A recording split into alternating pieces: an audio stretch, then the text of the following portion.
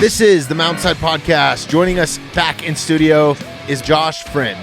He's a UFC middleweight LFA Fighter of the Year. This is Josh's third appearance on the Mountainside. I always enjoy his company. We always have a good time, share a lot of laughs. This was a great episode, and I hope that you enjoy our conversation. Do you travel out of the country a lot? I've never left it. My sister, though, is a traveling nurse, and my youngest sister, and she'll work for like a month or two straight, make a boatload of money, and then just leave the country for weeks on end.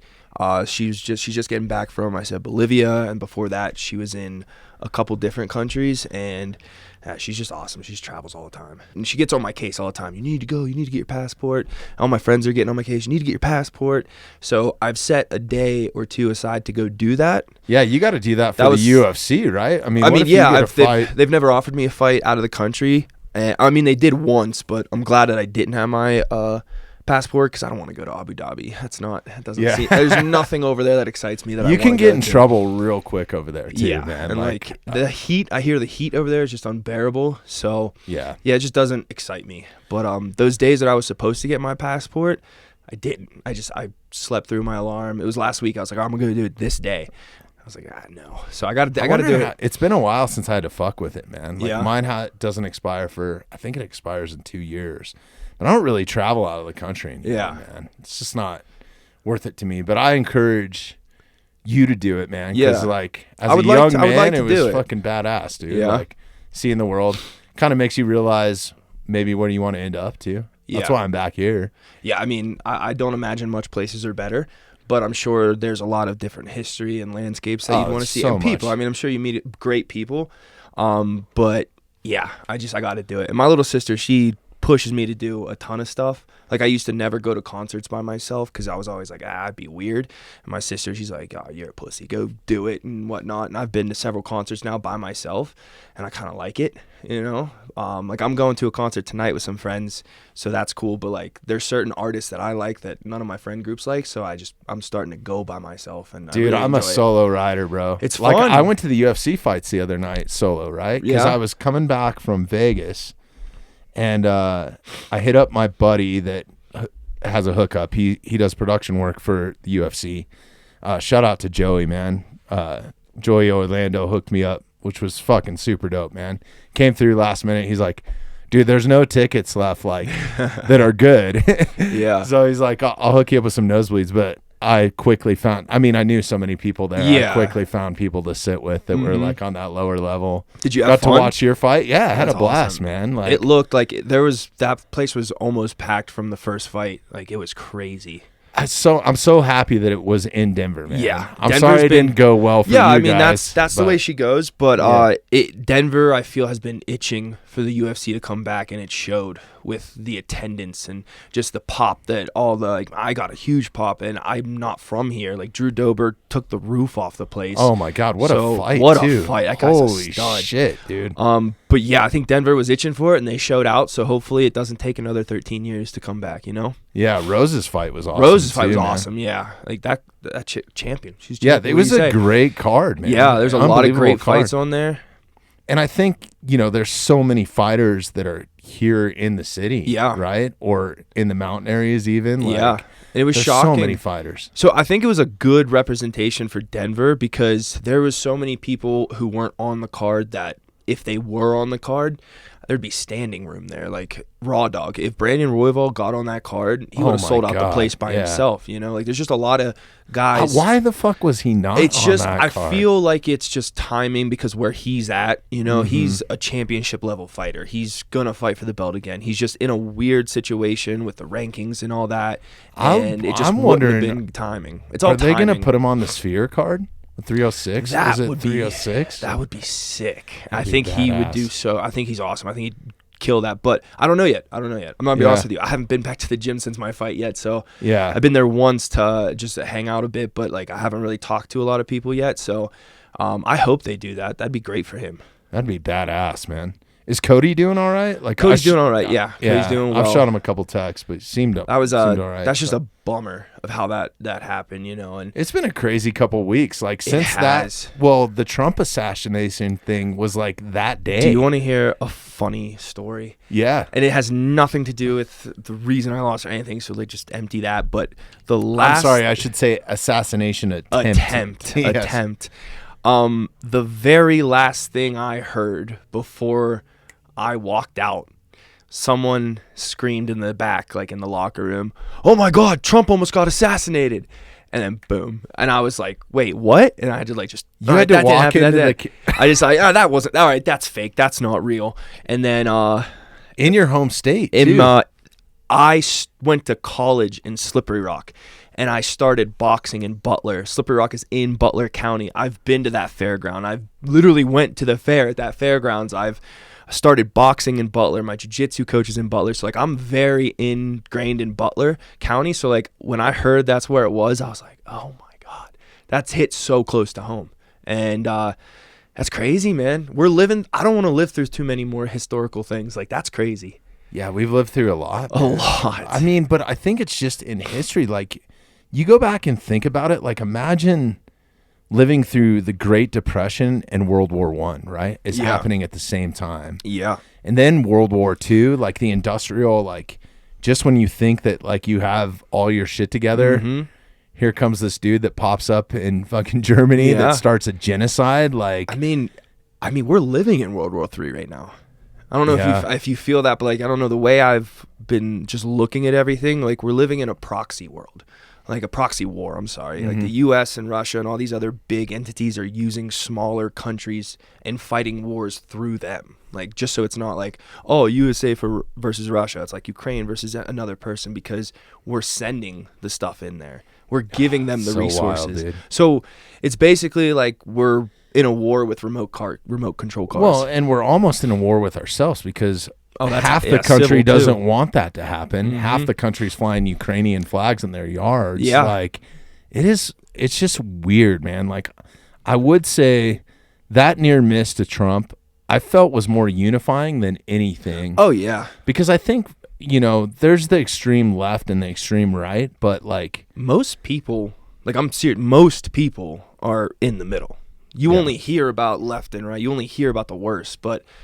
you get off your phone, you get off all this, and you go hang out with people, and you talk to them. Most people are just regular people in the middle. Yeah, you'll run into them in public, but it is what it is. Yeah, most people have common sense and are looking for the greater good for their families, their friends, their country members, right? That.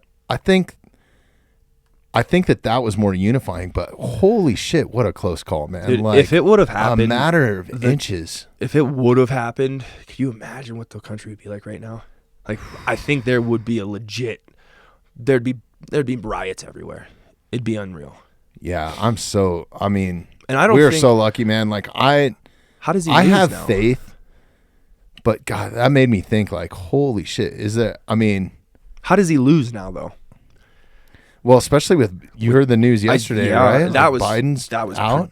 That was coming. You saw that coming down the pipe. Yeah. That's why they had that debate so early in the season.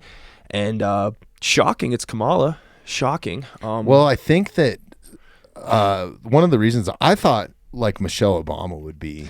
I thought so too. That was a huge one. Mm-hmm. But Kamala. But there's campaign money that's still within the Biden thing that I think Kamala has to. It's $250 million, right? I could use $1. Dude, I saw the funniest fucking meme. The memes yesterday were off the hook, dude. I hope you saw the one that I saw. Go ahead.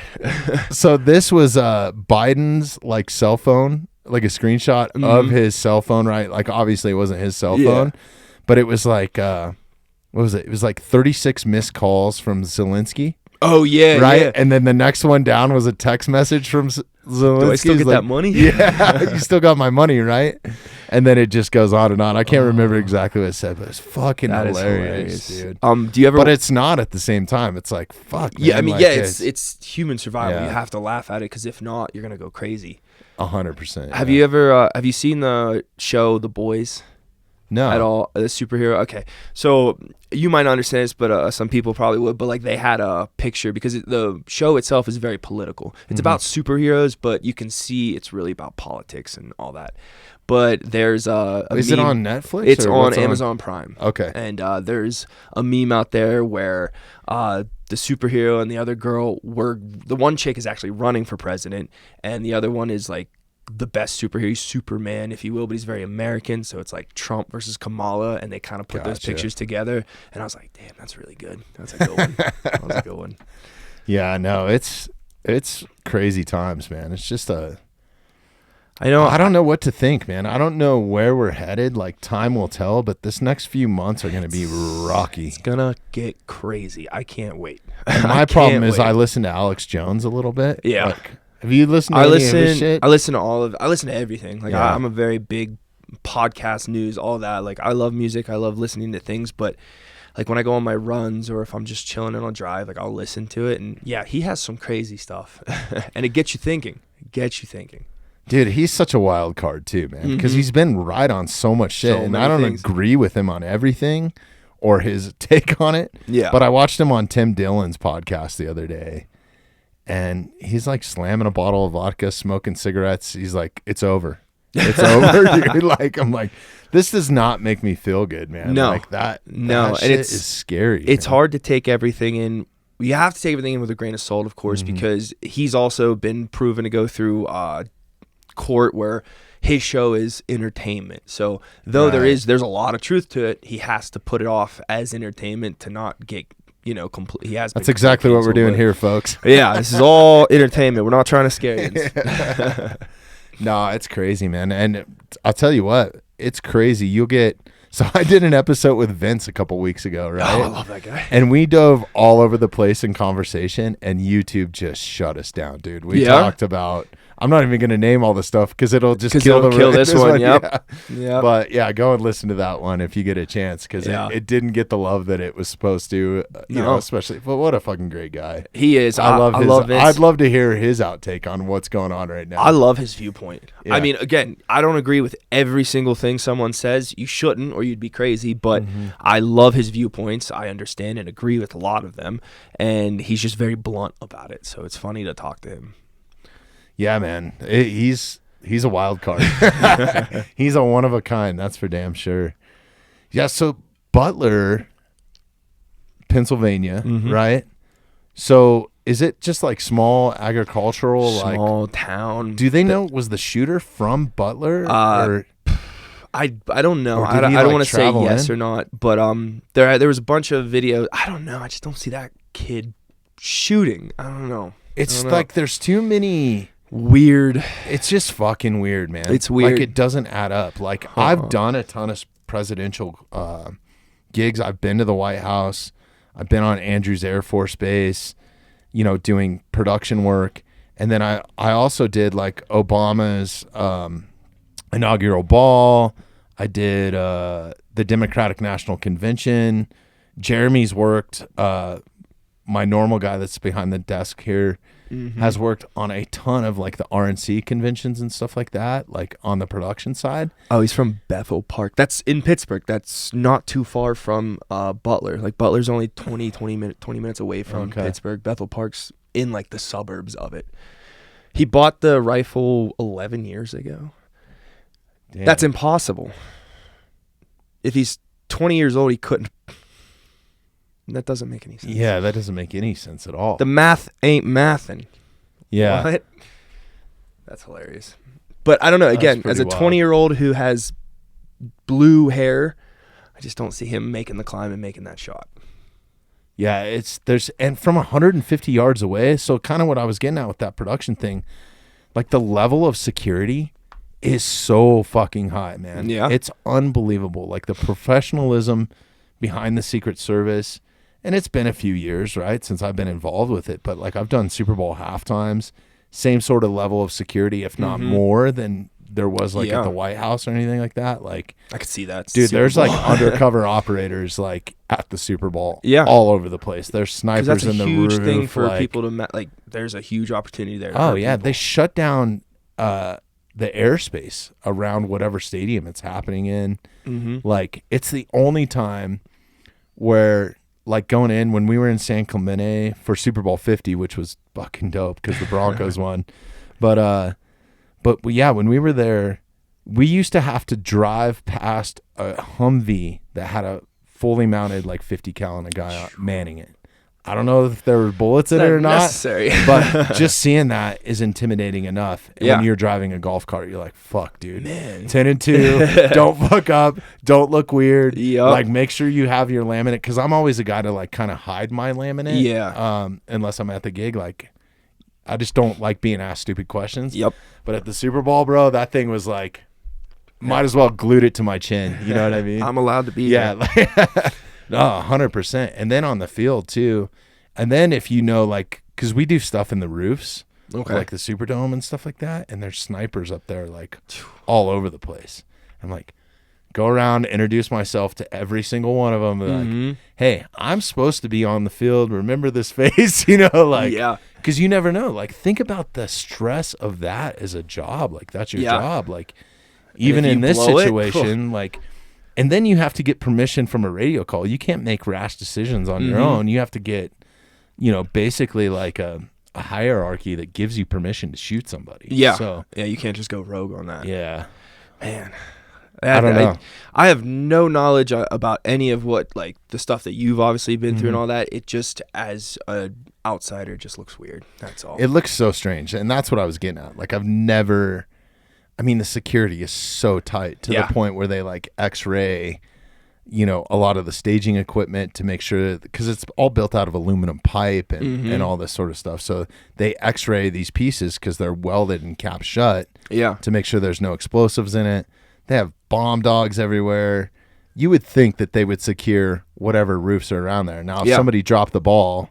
Well, that's what I've been hearing is like there's a lot of ball dropping, if you will, from the local enforcement, and I don't know if they're just pushing it off on the local enforcement because the sniper was on that slanted roof, but the local sniper team, the counter sniper team, they said was in the building, like well, Trump said the other night at the RNC too that there was a shot from the water tower. Yeah, that took him out. Yeah, so it's like I was seeing that on X, and I fall into such holes in X. Dude. It's bad. My friends tell me to get off. That's the problem. There's so many dumbasses like you and me, just not calling you dumbass. No, I am a dumbass. I know that. That are voicing our opinions, and then all of a sudden it makes it into a blog post or somebody repost it. Like, we got people resharing our content without permission right now. It's just like they're taking my voice and snippets and all kinds of shit from the podcast. Which is, I don't really knock it, man. Like, that's how you make money like, sometimes. Yeah. But I'm not reaping any of the benefits from it. They're reaping it on their page, right? So, and it's not like guests that we've had on either. Like, I don't care. Like, I always share the content that's in here. Like, I'll send anybody the file and let them use it anywhere that they want. They can chop it up any way that they want. Yeah. Because I value your guys' time coming in as a guest just as much as mine. You know what I mean? So, like, I don't know, but it's wild. But it's like outside people. And other countries too. Yeah, well, that's so how they'll transcribe it into Japanese or Chinese or some shit, and it's me. That's a way spitting that, propaganda to foreign countries, man. It's wild. Well, that's also like a way that on social media you can make money. Is like there's people who make these accounts. They'll record, like, say, your podcast, and then it'll be like a very controversial thing, and then underneath it they'll put like some video game or something just to keep your attention while you're listening to it, and it gets ridiculous plays, and then on Instagram you get paid all that money from all the views you get. So it is crazy. Yeah, and I guess in that, right, we're kind of doing the same thing. So like if I talk about somebody on the podcast, like when I had Jordan and Yusuf in here, we talked about Bobby Lashley, and then we made like a clip, but we showed like photos of him, so you keep people interested so you know what you're talking about, because like just to put some context behind it. But then we're using Bobby Lashley as, you know, kind of, I don't know, kind of the piece. But it's also, just, whose mom was on stage? Like, someone's aunt had a gun on stage. Did you see that? The Secret Service lady? Bro, that's why it's not adding up to me, because I know a bunch of the Secret Service, and maybe like this is what I'm thinking a little bit, because Trump, I think. And Derek, you might have to look this up. And this isn't another conspiracy theory. This is my tinfoil hat, right? I think that the acting president has to delegate the Secret Service members to former presidents, right? And it's all covered within the United States federal budget, right? For whatever, or Secret Service protection. So whether they trim down on the Republican Party, if a Democrat is in office, do they do that? Maybe there wasn't enough people there. Maybe there wasn't a big enough budget. That's what I was wondering too. But it's like, at that point, that's kind of on Trump's committee too. Like, how? Okay, so there's a bunch of men there. Yeah. Right? And this is nothing against women having men's jobs. No. I'm okay with that if you can do the job. Are you tall enough to block a headshot on the president? Yeah. Can you Are you draw in shape enough? Are you in shape enough? Yeah. Yeah. And like she didn't look handy with it. I've seen a lot of videos like when they took him to the hospital, like, and she was casing the hospital, like she didn't look comfortable with a gun in her hand. She just didn't look comfortable. Did you see the one? There was another one where they like threw his shoes off the stage, but she had her gun in her hand, and she threw her gun accidentally off the stage. What? Too. That's a cartoon. Now, I don't know. That's a cartoon. I didn't see that. No, it's so it was just more than one of them, right? I mean, yeah, I just know. I just seen the one. That's all. The presidential stuff that I've been to, man, has been no joke. One of them was on a military base, and these dudes looked. So this was at Andrews Air Force Base. We flew in to do a gig, and we showed up 2 days early before the gig happened. So it was like, it was still an active military base when we were on it. Mm-hmm. Is me, one other guy, and our truck driver were the only 3 people that were allowed on Andrews Air Force Base on those days that were civilians. Mm-hmm. So we had like the royal treatment, right? Yeah. I think they were excited to see somebody outside of the base because it's not like a huge, right? And it's very like secret base. But then also they know everything about you, your background. I mean, everything, right? Yeah. So we showed up, and a delegate, I think it was Tony Blair at the time or something, was flying in. Bush was still in office. And they went on to this thing called like ramp freeze. So it's where they bring snipers out onto the roof. And unless you're an MP or a Secret Service member, they'll basically like sniper you. Like they have the authority just to shoot you on the spot, right? So that's how tight it is. So I remember having to sit inside of this building and the back of a semi for hours until they got this guy off the ramp. And there's dudes like literally ARs, pistols tethered to him, full kit. They both looked identical like Wesley Snipes, bro. And they're just watching me and my 2 other counterparts there, and I'm sure that they're instructed as soon as we make a jump, get them, kill them. That's crazy. You know what I mean? So like that's the level of security that you expect, and these dudes are yoked. And then same sort of thing when I was doing the Secret Service stuff, or the Democratic National Convention at Mile High. There were so many Secret Service members there. Mm-hmm. All of them were men, all of them in impeccable shape, suits. I ran into a couple situations where we had basically knives pulled on us, dude, by Secret Service members. They even took it as far as they put these stickers. All the roadie equipment or staging equipment travels in like these road cases. They're badass. Big ones, badass wheels. They have extrusion where they latch down and everything. But they made us put all of those like in a locked room in the back. And then they put stickers over the latches that had some sort of chip in it. So if that was opened, then they'll know. It would set off an alarm someplace, and they would flood that area or contain that area or whatever. So I just don't see it. None of it makes sense. It's like scripted out of a movie, or somebody's dropping the ball to where they thought, oh, this is just a little rally, no big deal. Yeah.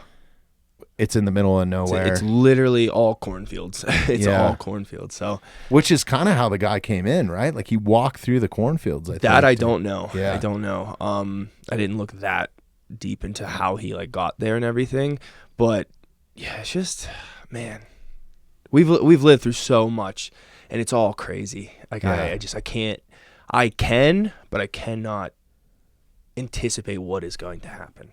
I don't see Trump losing. I don't. But I also don't know if he'll even make it the way things are going.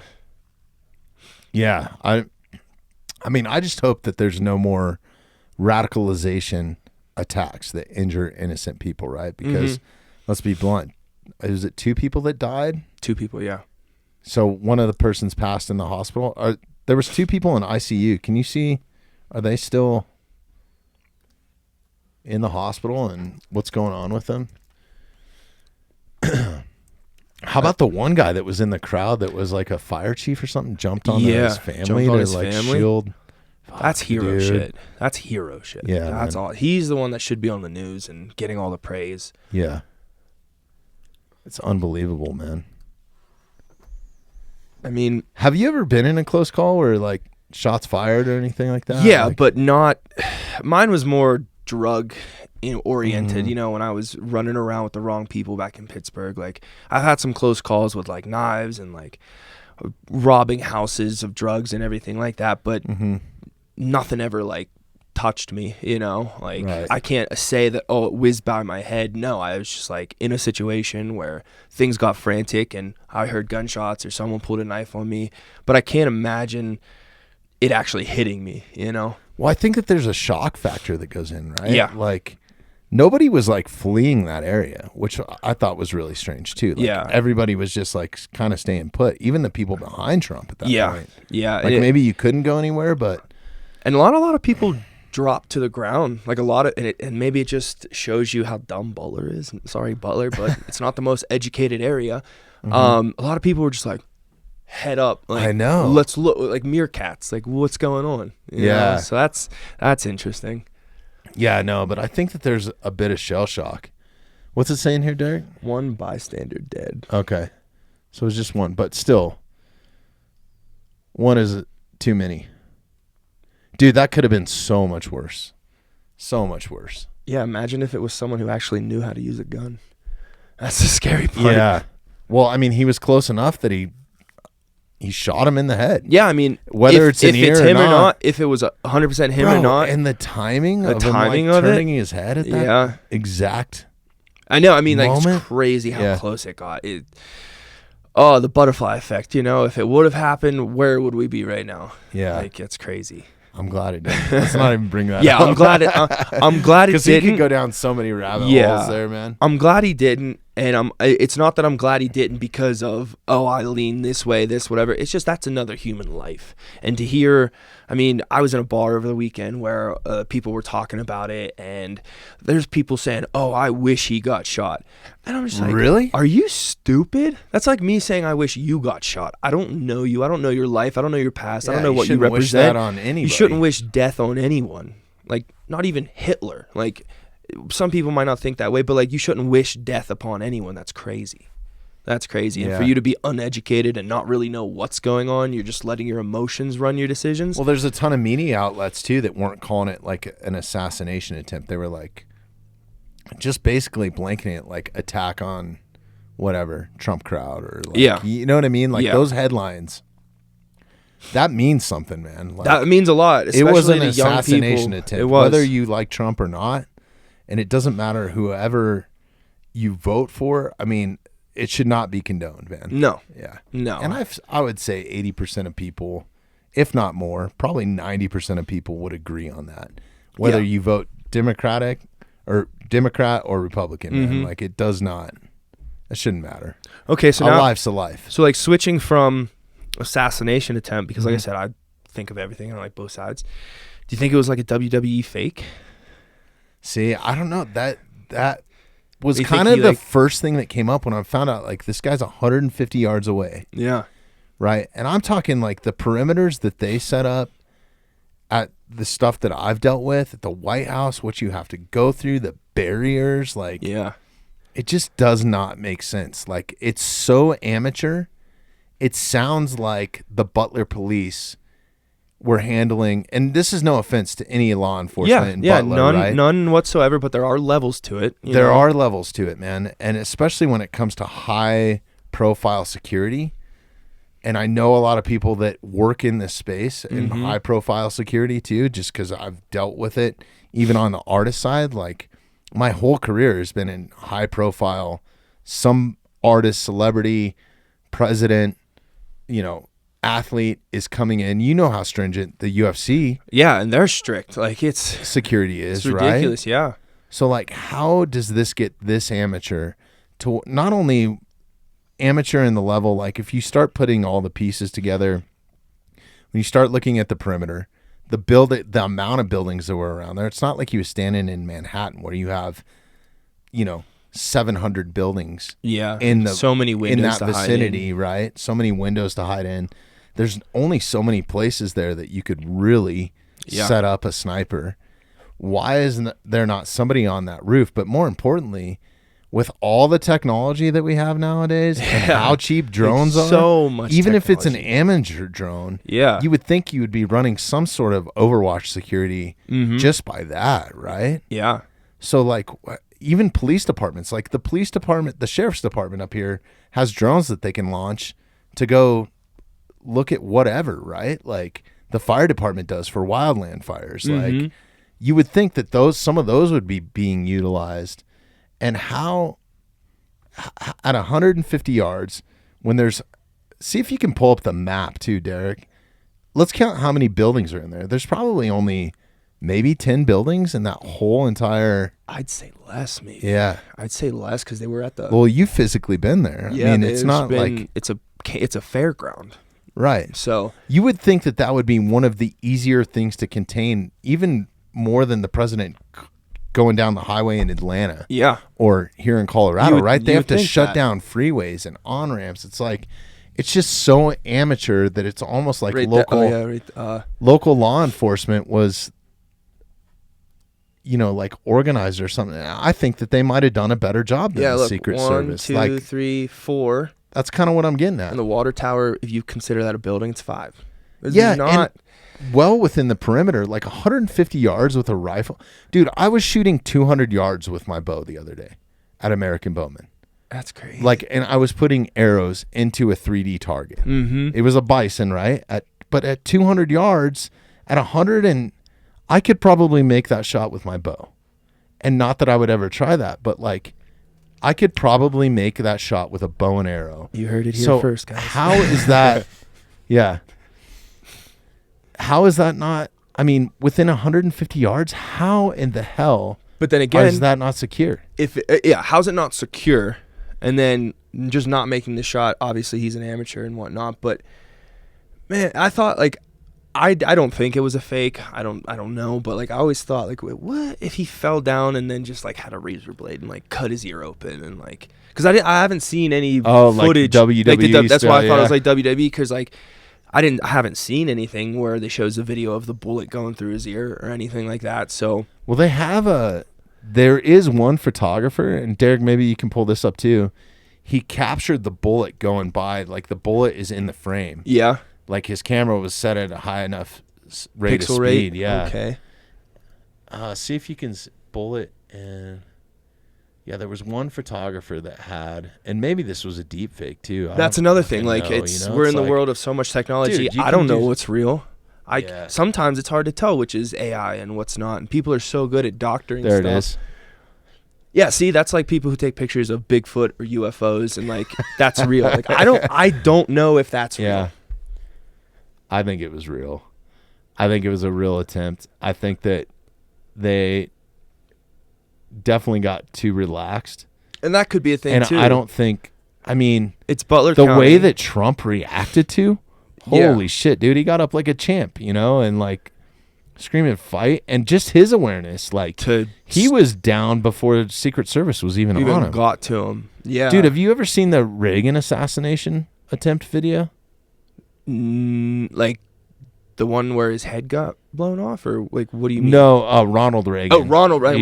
My bad. Yeah. You're thinking of Kennedy. Yeah. Yeah, that one. Everybody's seen that. Yeah. This is a Zapruder film or whatever, dude. It's fucking. But watch this one on Ronald Reagan. This is in 1980, and they didn't have the same sort of like protocols that they do now. Like the president was a lot more exposed back then, right? But it's pretty unbelievable, dude, how fast the Secret Service works, how fast, and it's just too amateur, man. Yeah. I don't know if he has like the B squad, but yeah, watch this. Look at how fast They shove him in the car. Shove him into the car. And then, this is another dude talking about it that was maybe on. They didn't show the whole thing. But then you just see Secret Service basically build a perimeter around him. Like right away, dude. Like, and I think at one point, one of them's there with an AR. Yeah, see, he's got an Uzi, bro. I want to do that. I want to get involved in that. That seems like a cool... Insecurity, like Secret Service, stuff like that. I mean, I'm probably way away from it because of what I'm doing now, and like you probably have to have a lot of training, years of training and experience to do that, but that would be a sick job to do. Why wouldn't you do it? I mean, yeah, that would be awesome, man. Yeah. Like, but also the stress that comes along with that. You could do it for like celebrities and stuff. Like a lot of the security that I've had, that I've worked with, you know, when I'm working for a high profile artist like Rihanna, or not to name drop, but just like pretty high profile, like women too, highest, right? A lot of them, like their security was, some of them were former fighters and stuff, which is kind of cool. That is cool. Yeah. So I definitely think there's a career, and you can make damn good money. The hard part about that is I know a ton of those guys that work at a really high level, and they don't have much life outside of it. You can't, because you're sitting outside of their dressing room like that. If you're like personal protection for somebody, you're like, glued to them. You're glued to them. Yeah. But the money sounds good. Yeah. No, it's pretty decent, man. I think you can make a decent living. And like my buddy Sully, he's done Lady Gaga. He did Rihanna for a little bit. I think he did Kanye. He was with Billie Eilish the last time. Like, that's all over the world. Private jets, profiles. All the time. Like, you know, he's a badass dude. I love that guy. But the shit that they have to deal with, man. Yeah. And that's just like the thoughts that I have for like when I'm eventually done with fighting. Like I still feel like I got 6 more years of like really hard getting after it, you know? But then that's going to leave me at 36. Like, what badass job can I do after that as a 36-year-old man with like no experience in certain areas, you know? So like you're so young, dude. How old are you? I'm 30. I just turned 30 this year. Let's go, dude. I mean, I think I'm prime. Young. Yeah, I think this is my prime. Like, I still feel like I'm 20, so it's cool, you know? I'm telling you, dude, my best years, and this is the old man talking here. How old are you? I'll be 45. Oh, man, you don't look nothing in 45. March. Good on you. Crazy. Yeah. Dude, just enjoy it while you can. And this is the cliche old man, but like 27 to like 30, bro, it's like, I don't know. It's just like you're at the height of your career right now. Yeah. At that age, right? Yeah. I was kind of at the height of my career, going all over the world, like just doing badass shit. And it's, yeah, man, you got a lot to look forward to, man. I'm excited. How's everything going, man? Oh, I mean, it's going well. Like, this past year, I think I've learned just so much, you know, like for the reason why I was, because like I was in an 8-year relationship, like right out of college, we started dating and like we moved here and everything. And this past year, I've been single. So like I've just been doing a lot of different things, going a lot of different places, and just doing things that I've like not been able to do, you know? So I think in the last year, it's so much learning, it's so much experiences that I haven't had in the past. So, and it's making things a lot better, you know? And I've had a lot of positive things happen this last year. Well, I know, like, you've dove full on into this, right? Yeah, I mean, since I was young. Yeah. It's been your life. But it seems like lately, and the reason why I didn't bother you, man, it's been a couple of years since you've been here, so thanks for coming back. Yeah, dude. No problem, man. Awesome. I love coming here. Sorry we didn't have you back sooner. No worries. But I feel like you've just, you know, making that transition from LFA to UFC, and then you had your podcast going on and all that sort of stuff. It looks like it kind of got backburnered. And you just put that time into camp, man. So with the podcast and the radio show that we were doing, it's just more of that place. The budget was, you know, going different places. They had different guys come in wanting to pay for certain things, and they didn't think that the podcast the radio show that we were doing wasn't worth it at that time. So we took a break, and then Jordan got offered for us to come back.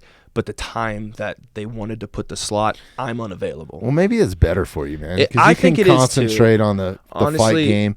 And, dude, you should just start something on your own if you're going to. I've thought about it, but sometimes I just hate hearing myself talk. You know, like I don't. I know the feeling. I'm not a very big talker. Like if you were around me, around my friends and everything, they would tell you like, oh no, when he talks a lot, he's either probably intoxicated or you're talking about fighting or girls. Like there's no in between. I'm either quiet or that. So I don't know. It's probably a good thing for me because there is times where I didn't enjoy doing it, and it's nothing against Jordan or anything. It's just having to hear opinions from people about something that I am so passionate about and have literally dedicated my entire life to, and then I hear someone tweet or call in and it's not even like complaining about me or talking shit about me. It's talking shit about someone I know or an athlete that I literally know the sacrifices that they made, and they're like, oh, he's shit, he's this. And it just kind of makes me really mad because what is Karen from Target who's fat and out of shape, who's never done anything. She's protecting Trump, dude. Yeah, like, or like some guys who literally have never been in a fight, never been in any hard situation. They've never had a hard moment athletically or in their life sit and tell me what I was supposed to do or what he was supposed to do when I've watched this kid sacrifice so much to do something. Honestly, this is so stupid. It's stupid what we do, but it's fun and I enjoy it. And it made me mad. So kind of a good thing that I don't have to hear that every Tuesday anymore. You know, like I still hear it. I still hear it on my Twitter. I still hear it everywhere, but it's just frustrating, you know? Yeah, no, I feel the same way, man. That's why I kind of stay in my lane. Like I'm a fan of it. I'm not afraid to be a fan of it.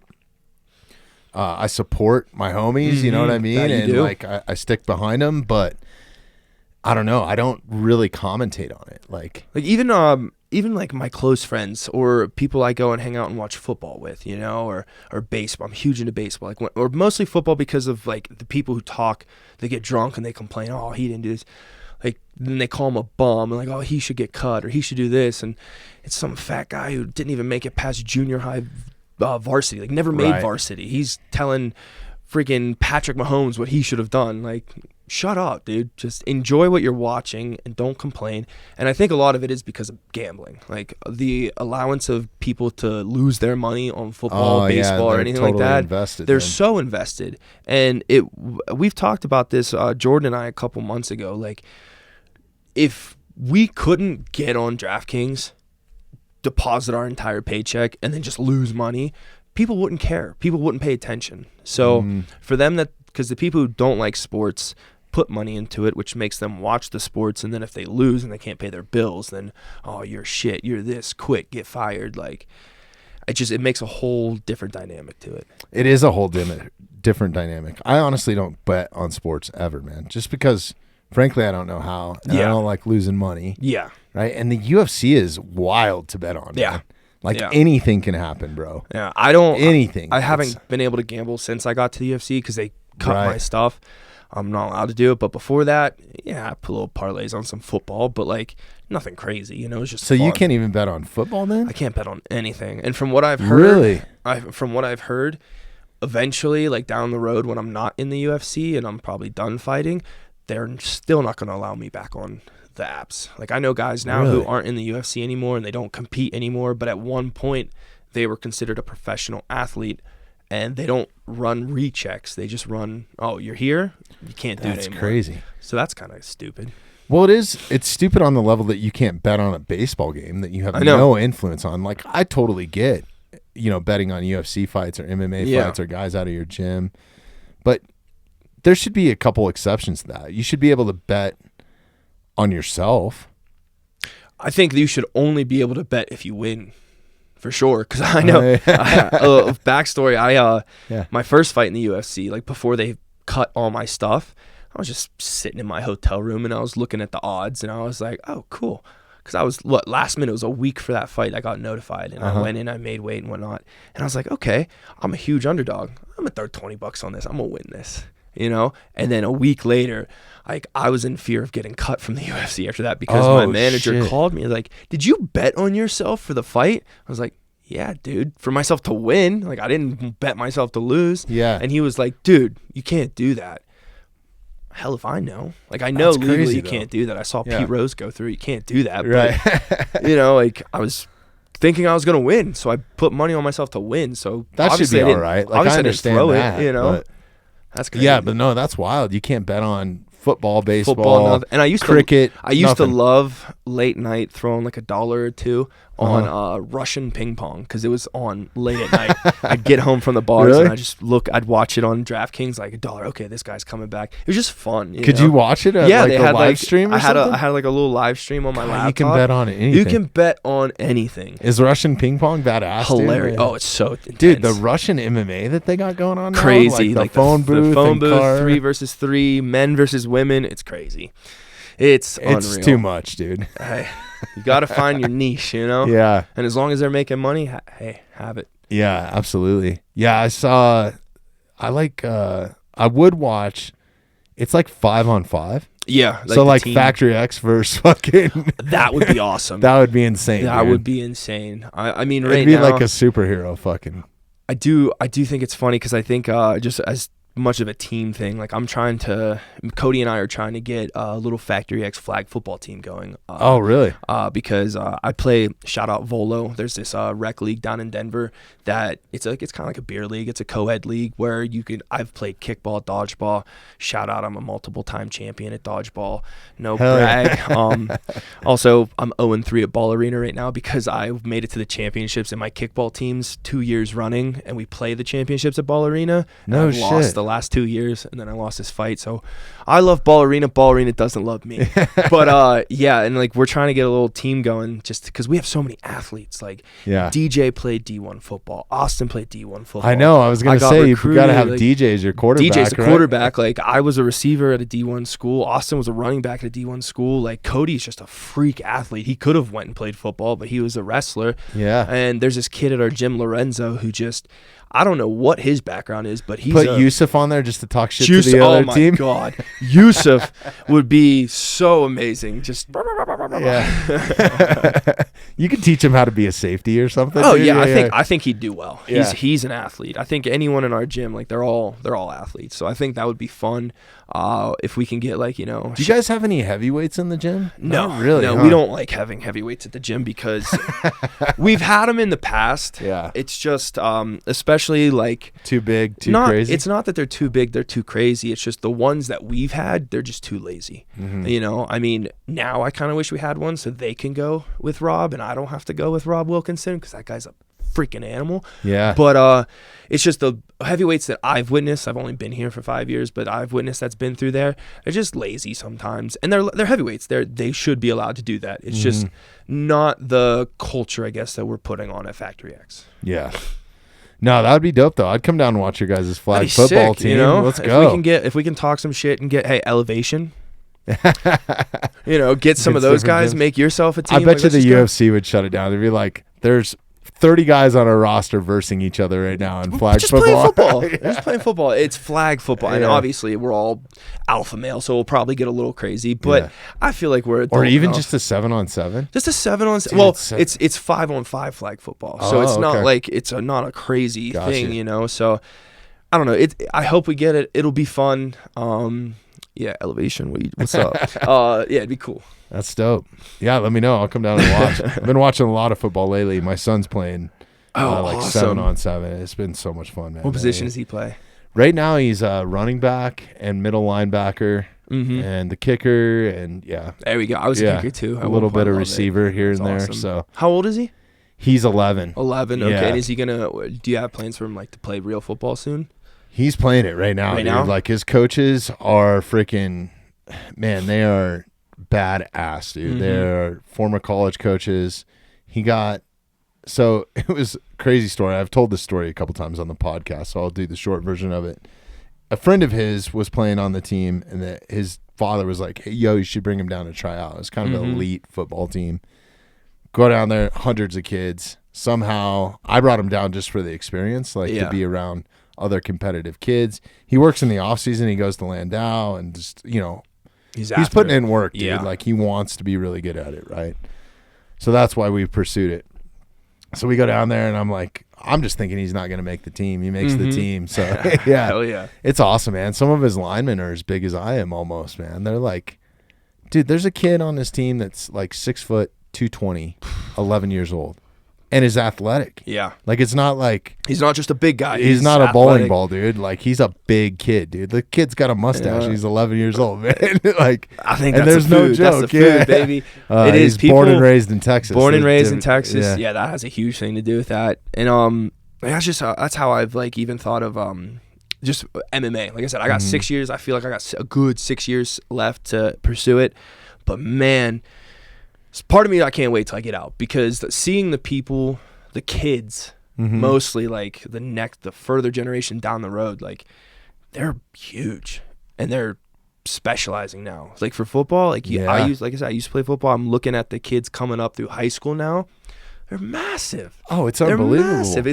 It's unreal. And that's how I don't understand how people can compare like the past sports, like LeBron and Jordan. Like they're just physically two different specimens. And every year people are getting better, bigger, faster, look stronger. At the UFC. The UFC, yeah. Like no one in the UFC in the past could handle the UFC fighters now. I believe that. Even the people say who the champions, like, you know, I'm not going to put George St. Pierre up there because he was in a different transitional period. I think he would do well.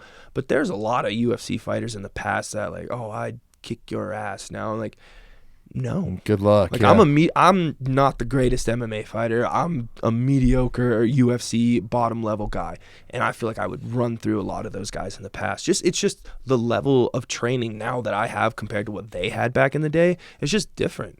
It's way different. Like, even to take it back to my kids' football team, right? So, dude, I got to play football. It started in August about now. We had like a week or 2 weeks of 2-a-days, I think, was it. And then it was full pads, full games, and then our season was over like in a month, right? Yeah. And that was even in high school, right? When you're playing the like Colorado football, it's not like Texas where, you know, but now the opportunity that he has, I mean, first of all, the opportunity, shout out to Eric Tilley for bringing shout us out in. ET. Yeah. Let's go. I love that dude. You know, him having that opportunity to work with Eric and get some real skills, because like when I was coaching him, it was just like, run faster. Yeah. Lift that up. Run. Now they're talking about like head position, and he's got him on the freaking Proteus machine and all kinds of, you know, all this stuff. And like the massive amount of like what you have to do for recovery and everything. Well, how about just walking in that building? Oh, it's amazing. Every time we're in there, there's a superstar. Like there's somebody from the UFC. You guys all train there. Like I saw Peyton Denver Manning Broncos. a couple weeks ago. I was like, that's goddamn Peyton Manning right there. Yeah, dude. We've had a bunch of the Broncos in there, and then all the college athletes that are in there. I mean, it's no joke. Shout out to Landau Performance, man. Yeah. The best in Denver, hands down. I feel like they've turned me into an athlete that I could have only dreamed of. Like I even though, you know, I didn't win my last fight, I went into that fight physically in the best shape that I've ever been in my life. And it's all because I've been super consistent the last 5 years with Landau's. And yeah, I love that place. Yeah, that place is rad, man. It's cool just to go in there and see all the jerseys. I mean, you got hockey jersey, everybody. Everybody's been in there. But yeah, even at my kids' level. So the program that he's in, we're talking Pee Wee football, right? And the team that he got accepted to, shout out, let's go South Jeffco Coyotes, is basically a feeder to Columbine. Okay. And it's all-encompassed program, right? So their playbook is similar to what they would play with in high school if he was to go to Columbine. We haven't made that decision yet. That's kind of a weird thing, you know, with everything that happened there. But okay. But man, the football program is unbelievable. So he's got strength and conditioning coaches like Coach LaSalle that runs Hogs. I think it's Hogs House. Runs a speed and agility, strength and conditioning that he goes to 3 days a week. And Coach LaSalle's an NFL coach, NFL Europe coach. Like, and then his strength and conditioning coach for that has played college ball. All 3 or 4 of his coaches have some sort of college level football, whether it's from a coaching standpoint. There's just the pedigree. And then the kids are unbelievable. I mean, they're like handpicked out of whatever the 300 kids, and then the level of competition that we've just seen in the 7-on-7. So he's playing like Emmanuel Sanders' son's team, right? Okay, yeah, and they're no joke, dude. Like they get down, bro, and like the 7-on-7, there's kids like walking off the field bleeding, and it gets serious. It's exciting, man. It's so much fun. So I can't wait to see him actually play. So is that season? How does that work for you? Because I know when I was in high school, like it depended on what district I lived in, what high school I went to. Is that how that works out here? So Jefferson County, to make an elite team, you have to try out for it, I believe. And you just have to live within the county. Okay. I think they allow some out-of-county kids, but it's only a certain number. So you can have like 4 kids from out of district. Uh-huh. But as long as you live, and I think it's based on this county, as long as you live within the county, they can choose to go to like any school that they want. I'm not sure on that completely, yeah, but I think you can pick and choose like kind of where you want them to go to school. That's sick. And the county's huge, man. It's a massive county. Yeah. So you have a ton of huge schools in that county too that, you know, have state championships and stuff on them. But I never had that level of stuff. It was just run around the pond, kids. You know, I know it started in at least what I saw in high school when I was when I was graduating and everything. I saw because there was like a little tiff in our area where a couple kids left our school. Well, they still went to our school a little bit, and then they switched to a different team, which was a private team, and the other side of the not the other side. All of the county. That is going on right now. And I was like, that was like I just got a little taste of it, but yeah, I guess now hearing it. Yeah, I mean, if that's what your kid wants, if it works, and if that's what his dream is and everything, I'm glad that they're making it happen. Yeah, you know, that's awesome. Yeah, I mean, you can pursue it at the highest level. There's kids that play baseball year round now. It's like, it's crazy because like the football teams up here, they have trouble filling the football teams just because the kids are playing baseball year round. There's kids, you know, you lose a ton of athletes. So like when I was playing, you know, it was like you played football and then you either wrestled or played basketball. Yeah. And then after basketball, you either played baseball or you did track. And those were your only options, man. It wasn't like, I'm going to work. The only reason I wrestled was to be better at playing football. You know what I mean? Like, yeah. And it's like, I mean, I played baseball when I was younger, like all year round too. I still played football. I wrestled, but like baseball to me was an all year thing. Cause like I was huge in my family, but just a level of specialization nowadays. Like it's incredible. I mean, I personally think kids should play multiple sports because it gives you a well-rounded athlete, you know, and like you specialize in certain things. But just to specialize in one thing starting as a young age, I think it's beneficial and not good at the same time. I can't think of what I was trying to say, but damaging. Well, look at like, and I don't know, maybe because you're a baseball fan, you can understand this and play it at the high school level.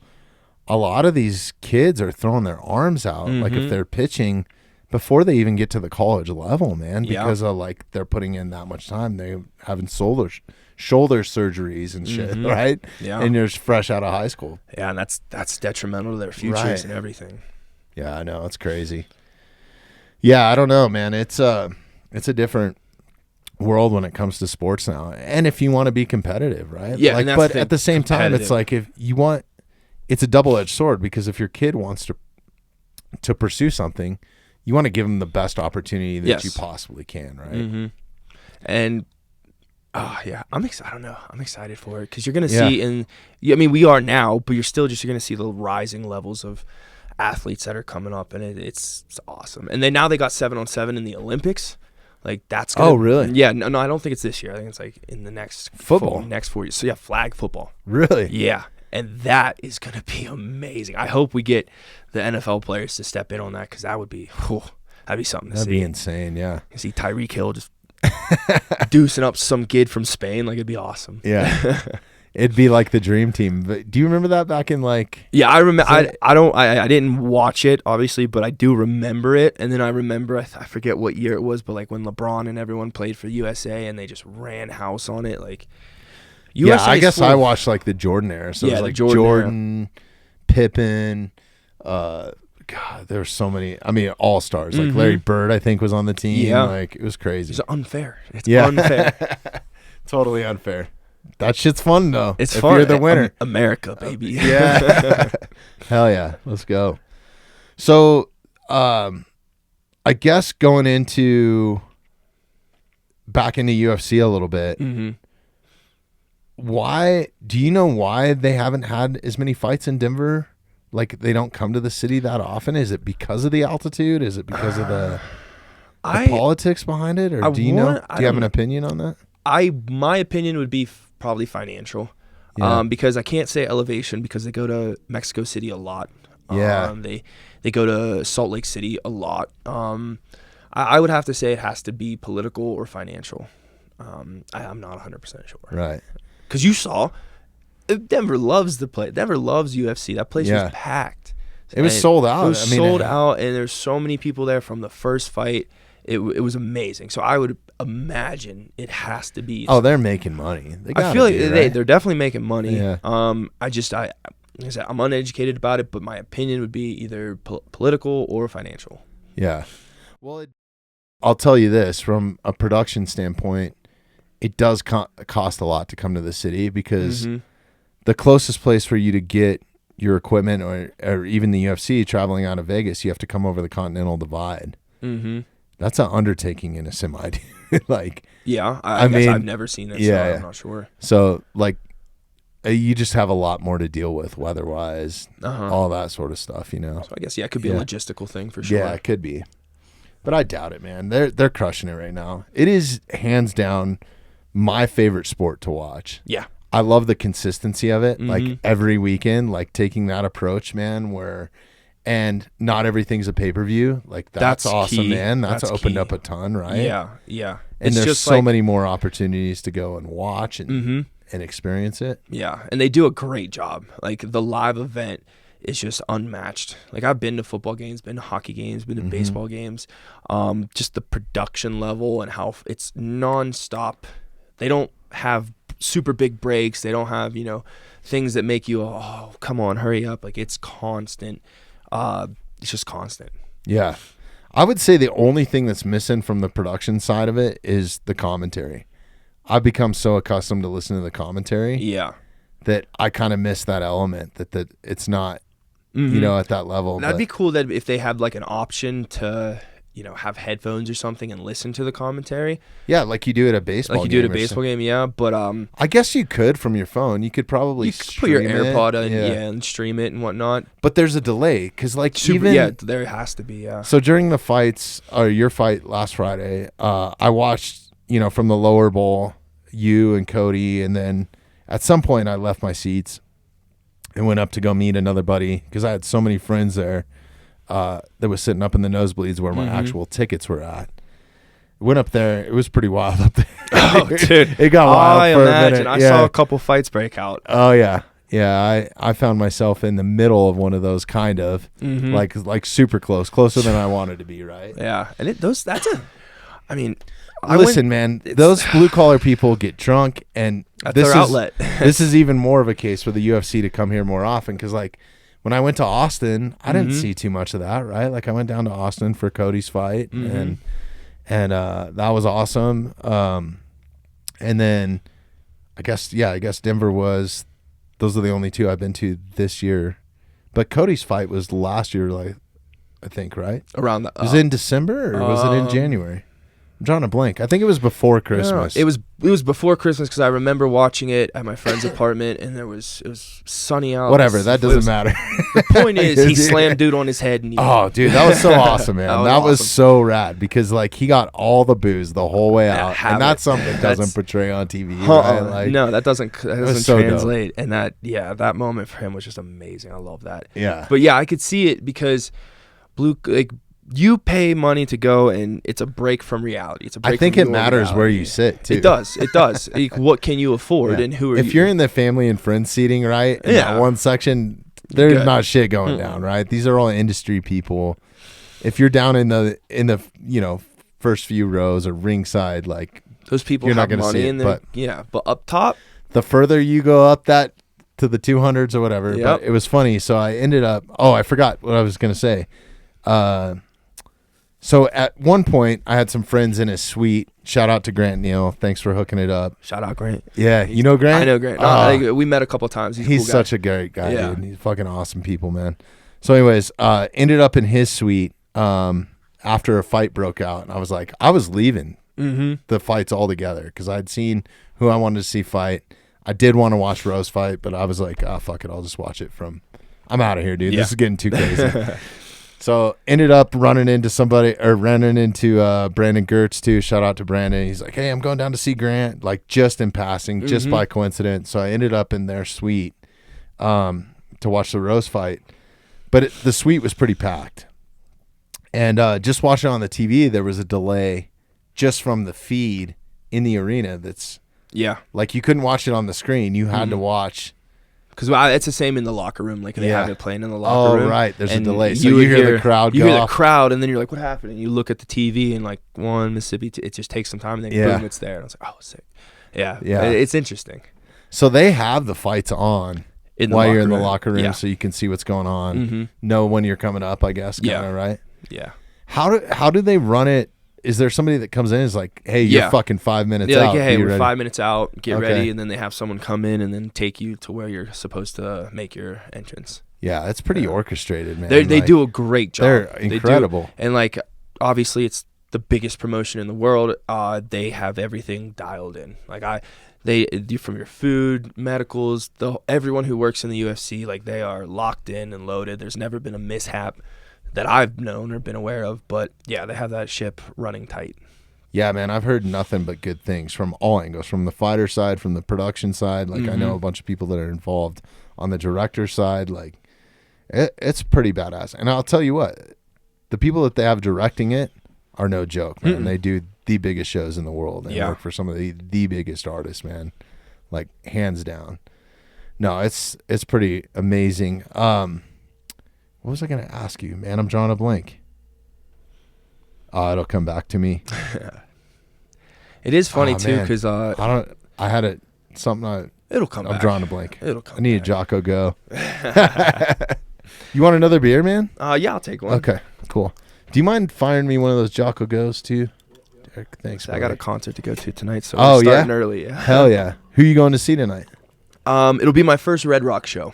What? I've been here for 5 years. Holy shit, dude. And I've been offered so many times to go to Red Rocks, but like I wanted to go for an artist. Do you ever go train up there at all? Yeah, sometimes I'll go and run. Thanks, buddy. Thank you, my man. Like I've been offered, and then there's times where like I wanted to go and make my first time special. I wanted to go and it's someone I knew or I really much enjoyed. And the people that have been there that I really wanted to go to just too much money, can't do it, waited too late, gotta fight, have other plans. So it kind of worked out now where my friend had tickets, and I love A Day to Remember. I've been to so many A Day to Remember concerts back in Pittsburgh. I've seen them probably 10 times live. I'm not familiar. Is it EDM? Not EDM. Not EDM. It's like alternative. Okay. Like rock and everything. And like I'm a huge R&B guy, but like I grew up listening to A Day to Remember, Panic at the Disco, 21 Pilots, like something around that genre. Gotcha. And so when I got offered to go, I was like, yeah, let's do that for sure. So I'm pretty excited about it. Hell yeah. Yeah. No, there's another one. I'm into reggae rock. I do like reggae rock, like throwing that on. Stick Figure, and I think Slightly Stupid maybe. It's at the end of the week. That's Reggae on the Rocks, right? No, it's actually at Fiddler's Green. Oh, okay. Yeah. Okay. Or I don't even know if it's called Fiddler's Green anymore. Coors Amphitheater or some shit. I'm going to see Creed there. Oh, yeah. I bought the tickets. I can't wait. With eyes wide open, man. Hell yeah. No, concerts are awesome, man. I'm so spoiled, man. Like, even going to the UFC, and it's like, I hate being in crowds, so I never go anymore unless my kids want to go. Yeah. You know? Yeah, I definitely like, I don't know who that is. Scowl. Yeah. I don't know who that is. But I was trying to see who else is playing with them, but. Oh, thank you for seeing the doors open at 5:30. I had no idea. I'd had to Google that when I left here because I wasn't sure. Yeah. I'm always a last minute type of guy. Like all right, I have to do. Oh, okay. That's awesome. Yeah. That'll be cool. That'll be fun. Super dope. Just Red Rocks in general, man. It's like, if you've never seen a show there, get ready, dude. I'm excited. It's badass. There isn't a bad seat in there. No. I suggest sitting like kind of in the, like if you're going for like the sound and the full experience. Yeah. Like what time? Right, so what time should I get there to get a good spot? Dude, you could go right now. I bet you there's people tailgating. It's packed out, isn't it? You should, and you know, if you go straight down the road here, down Bear Creek Canyon, you run takes you right into Red Rocks. Yeah. You don't even have to get on the highway, and it's a beautiful drive on the way down. Like 20 minutes you can be at Red Rocks, right? Yeah. Probably 20 minutes. Yeah, that's the way to go. Yeah. Okay. So yeah, dude, you could go down right now. That'd be sick. And start tailgating. Yeah, like, whenever for sure. I'm gonna go. People show up there at like 9:00 in the morning, bro. That's crazy. The dead show up and never leave, bro. Yeah. used to be like that all the time. They used to come there for like, as a kid growing up here, I used to ride my bike, BMX bike, down a 2-lane road while the Dead were there, like for the week, and then we would hitchhike home. But I was just selling hippies like bottles of water and fucking candy, dude. Like, that's awesome. I remember that's you could buy like I think they were Fireballs. It was like a cinnamon, like Fireball, right? Not the whiskey, but like it was a candy. It was a candy, back at the time. And I think it even had the same little logo. I think it was like a little devil, a little flame. Yeah. So, anyways, you could buy a huge bag of that for like $2 or $3, dude, right? And then we would sell those for like a quarter or something. You would make you're goddamn hustling. $100 on a bag that cost you $2. You know what I mean? Like the margins were awesome. We were hustling. That's sick. But more importantly, like as kids, we were watching naked hippie chicks run around. You know, there we go. Not everything you want to see. Not everything. You know, they haven't shaved in a couple months. But as a kid, you're like, oh man, this is amazing, dude. Like, and what we saw. I mean, it was just crazy, dude. Like they would be there for a week. People like showing up with VW vans with teepee poles on top of it, like take over all of Morrison. Like, it was wild, man. So it's kind of a themed like party in the parking lot before you go into a show there, right? Yeah. And then you walk up, you're beautiful, you're in and fucking, I think it's a national park, isn't it? I believe so. Yeah. So I think the actual amphitheater is a national park. So there's all kinds of trails around it, and it's badass. Yeah, I know that I've done a couple. Well, no, I've hiked once up a trail to try and listen to the music coming through, but the hiking around there is awesome. Yeah, you got to watch out for snakes, though, dude. Oh yeah, they're gnarly in there. But no, it's awesome, man. And if you sit, there's not a bad seat in there, but like sitting right in the middle of it, like mid row, I forget. I think it's like row 60 or something like that. Now, I don't have the tickets physically on me or my phone. My friend does. Most of it's general admission. Is it all? Is it so like there is no like? All right, it's general admission, but you got to be in this row. I think like the first like 15 rows or something, or like a VIP generally. Probably depends on the show, but they do have. I think they do have seat numbers engraved in the. They've been changing it so much over the years. Yeah. But usually it's behind soundstage. There's nobody there really enforcing it, man. Like it's kind of a free for all, and like people are in such a good mood there. I've never really had they're all like a bad experience. Where like just the setting, dude. The concert starts, you're watching the openers, the sun starts to set, then you see the city skyline. Yeah. A lot of times this time of year we start getting those cumulus clouds, dude. It's epic, man. It's so cool, man. I don't have like best venue in the world, in my opinion. I'm not going with like a group of friends, and I'm a little bummed out about that because all my experiences at this type of a Day to Remember concert is mosh pits, and I'm like pushing my friends. There won't be no mosh pit there, probably. No, so I'm like, all right, well, it's gonna be kind of like a calm down show, but I'm still gonna get after it. There's a reason why Slayer doesn't play there. Like, dude, it'd be pretty brutal. It would, yeah. I couldn't imagine moshing on the stairs. Yeah. Yeah, no, you got to have a certain venue for a mosh pit. Open floor. Yeah. Have you checked out, are you into metal at all? Certain metal, yeah. Okay. Yeah. Have you checked out that band Slaughter Prevail? I have not. It's not Prevail, right? Slaughter Prevail. Yeah. Okay, yeah, no, I can't or maybe it is Prevail. I know the band Prevail, but I think that's, it's a different band, yeah. So, actually, the lead singer of this band is fighting bare knuckle. Like, he just signed a contract with BKFC. Look up Slaughter Prevail pit, mosh pit. That guy looks nuts. Dude, their music is insane. He's a great Instagram follow. It's Alex the Terrible. Hoping to get him on the podcast. We've been going back and forth. Does he have good like screaming vocals and everything? Oh, dude. Yeah. Insane. I'm going to check him out. Actually, if you go to our Instagram, Derek, and then go to the saved files, there's this crazy. I think we've shown this on here before. I don't know if it made the cut, but if you go to the saved, go to more. Oh, you can see right there, saved. Oh yeah. My bad. There you go. It should come up. Our internet sucks here. But the scenery is beautiful. What's that? What's your internet provider?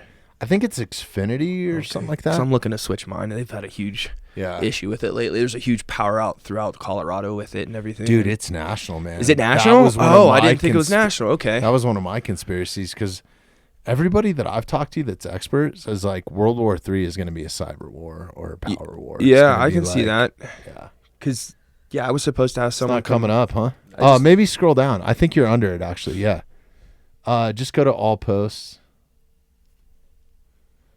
And then keep scrolling down. Keep scrolling down. Keep scrolling down. You'll see a guy on a grizzly bear. It's all chicks and fights. We don't mind that. Don't mind that at all. Unless they took it down. Oh, right there. Yeah. So give us some audio on this too before you hit play. So this is the lead singer. That guy looks sick. Listen to his voice though. Probably have to start it over. I'm not really about supporting anything Russian right now, but this guy's fucking awesome. Is he Russian? Yeah. Okay. Oh. That's his voice. That sounded like it's the not bear. The bear, yeah. dude. Oh, wow.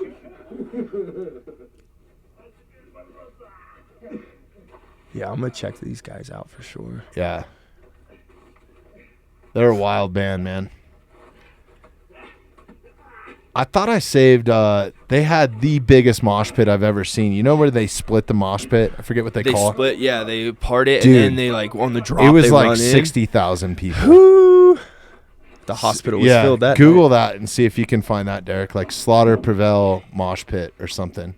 It might be on their Instagram page that I saw it too. Or that guy maybe does if you go look like a fighter. He looks like he would. So he's been training. He's been sparring with like Mike Perry and like, you know, a bunch of like pedigreed fighters in bare knuckle. He listens to the podcast, so shout out to Alex, man. Fucking badass dude. That's awesome. Hopefully we can get him in here. Be awesome. Yeah, this isn't it. They like sprayed a fire hose or something in the middle of the pit, right? Like I've seen something similar it is to what insane, but they're a badass, man. But yeah, they're not going to play Red Rocks, dude. People will be ripping the benches up and stuff. Wouldn't imagine that to be. I think they are coming to town. I think it's next month or something. They're playing. I think they're on a card on a show or on tour with Five Finger Death Punch and that. I could see that the band that they're touring with. Yeah, they're a lot harder than Five Finger, dude. Yeah. Oh yeah. These guys need to be like opening for Slayer or somebody, dude. Yeah, it's pretty wild music. Good show.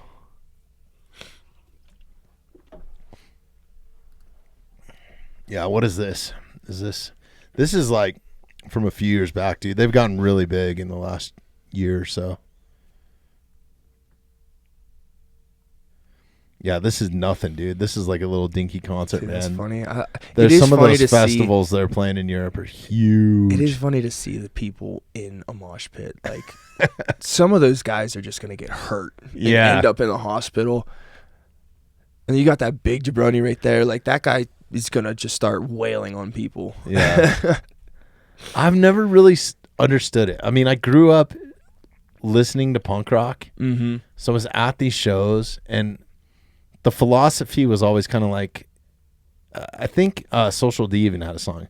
If you knock them back down, stand them back up again, right? Like it was kind of like, it's kind of like a brotherhood. It's like, a fun. We're gonna get in there. We're gonna get fucking wild. Yeah, and like certain people, like this goes for a lot of things, but like certain people who go and do those mosh pits or like they get into it, it's a lot of like, all right, this is my outlet. This is a chance where I can hit someone and not get hit back and like get away with certain things. Jiu-jitsu, man. Yeah, their ego won't allow that. And like I know a couple mosh pits I've been in, like obviously because of how big I am and what I do, I don't try to hurt anyone. I'm just like, oh yeah, this is fun. And then if someone gets like a little too much with me, I like fix that and correct that. But some people just take it as a chance to just hurt people for no reason, you know. Yeah. But like, as it should be, like, oh, I push you down. Hey, what's up, brother? Let's get back at it, you know. And that's what it should be. Yeah, I'm so jaded to it now, man. Like I love going to those club shows. Like I will get in a mosh pit if it's in a club like the Ogden or the Bluebird. Or like, that's what a mosh pit is intended to be. It's not intended to be 60,000 people running into each other like fucking Braveheart, dude. That's crazy. And I'm so jaded to everything just because I've always had access to like front of house, bare minimum, or a side wing of a stage to watch a show, right? And I get just as much enjoyment watching the crowd from there, you know? Like, it's fucking wild, man. What people do and what they go through. Like, people that camp out in line in heat to get like right up front against the barricade, and then they get crushed all night. Yeah, they're dehydrated. Hey, it's crazy. Respect to that, you know. Like, yeah, I know that's a whole new level of fan, bro. I've never had to like do that. Bless for me because of my build and my stature. Like I was able to always just like kind of push my way to the front. Also, my ex-girlfriend used to make me do that because I felt rude because I'm like, oh no, I'm blocking everyone else's view. But yeah, like the dedication people have for certain artists, like I know I feel the same way. Like I want to travel and go see certain artists still, and it's fandom, man. It's crazy. Super cool, man. Concerts, there's nothing really like it, man. Like live music's the best. The energy of just a band walking out, you know, if you're with like a really, really good band that the entire crowd has, you know, hard-earned money, sweat, tears, you know, to buy that concert ticket and show up there. And it's you're sold out multiple nights. Yeah. Just the energy that you see coming off the crowd. It's like a fighter walkout, you know, or something like that. And like, it's crazy. Chills just thinking about it. Yeah. Like, and it's also respect to the artists themselves, because going on tour, and I know you have knowledge of this, but like the tours, like they have to sing and give that same energy day in and day out, and plus travel, plus you're not eating the same type of food. You don't have time to work out. Like that's an athlete in itself, you know? Oh, 100%. Like some of these guys, like, well, look at Alex from Slaughter Prevail, man. Like built. The amount of effort that he puts into his body, and then you have to perform on top of that, and then you have radio show interviews and all that sort of stuff, dude. Like, and that's your no money joke, maker. Man. That's a level of dedication like no other, like a pro athlete. Yeah, which he basically is. I mean, if you're fighting bare knuckle, that's pro. That's a professional fighter. Yeah. I'm curious to see how he does in it. You know, I wish him the best, dude. Yeah. Like, it's going to be exciting to watch. I'm sure they're going to match him up correctly. Yeah. I would hope so. Yeah, man, it's pretty crazy. That might be the one I saw. This one? Yeah. Some of the artists that I toured with, we actually had a gym that traveled with us, which was cool. For the crew and stuff like that. Yeah. It's and that's like, good. Like I know a lot of artists who do that, and I know like Wiz Khalifa, I'm close with his bodyguards and everything, and I know that like they all train him because they're all martial artists as well. So that's his type of training. I know a lot of artists take personal trainers and whatnot with them, mobile gyms and all that. Yeah. So like you have to because if not, I feel like you're just gonna eat and drink and get out of shape, and then you're not gonna be able to perform your best. Yeah, 100%, man. It's a different level of dedication for sure. So you were training with Wiz? I never personally trained with Wiz, but that's also one thing I was a little bummed about. So I had the opportunity to go on stage for Wiz when he came to Red Rocks. Okay. And I just had prior obligations with my ex, so I was like, I really can't turn. I've already bailed on her face, so I can't turn her down. But yeah, it was like the Factory X post yesterday. Did you see that with J-Lo getting in the car? Oh yeah, Affleck walking. Yeah. We great meme. I don't know. Every man knows that feeling. Yeah. Every man knows that. But no, I've trained with his bodyguards and everything, and those guys are awesome. They're the guys who run High Rollers, the jiu-jitsu tournament out in Vegas. Okay. Yeah. So but you know, if you ever watch Wiz's Instagram or anything, like he's huge into Muay Thai now. So, and the guy's shredded. So it's really cool. Yeah. Cool. No, that's awesome. I didn't know he was into that. I was at that Wiz show. It was fun. Yeah. It was a good show. That's awesome. Should have went, dude. Hey, trust me, it's a point of contention between my ex and I. Have either of you guys been to the Dillon Amphitheater yet? No, I haven't. So this spot, that looks awesome. This spot is epic. When did that open? Pretty recently, so it's still fairly new. There's also one in Vail as well. Have you been to that? Yeah. That's pretty sweet. That backdrop is awesome. The backdrop, you usually get a sunset right there. That's incredible, man. Very nice. Do you have like a list of concerts that are still going on up there? Yeah, man. Because I'm going to be seeing Slightly Stupid there on the 8th. Because your boy has spent his entire summer getting ready for this fight, and I have a month left of summer, and I am getting after it. Yeah, let's check it out. Well, they should be able to do shows up there even into the fall, man. Like, yeah. God, that looks badass. I haven't been there yet. Trombone Shorty, that'd be a fun. Jason Mraz is sold out. Huh. Slightly Stupid would be dope. Who's opening for him? Common Kings. Yeah, this is Fortunate Son. Yeah, or Fortunate Youth. Fortunate Youth, yeah. Dope. Yeah, there's campgrounds just right off over here, and so that's where we're gonna be staying. That's awesome. Big Wild, that'd be fun. I mean, hell, Yonder Mountain's fun too. Shaky Primus. Graves. Shaky Graves is My name is Mud. I could get down with maybe Parker McCullum. I know a little bit of Shaky Graves. Oh, Shaky Graves is fucking badass, dude. I'll have to look into him a little bit more.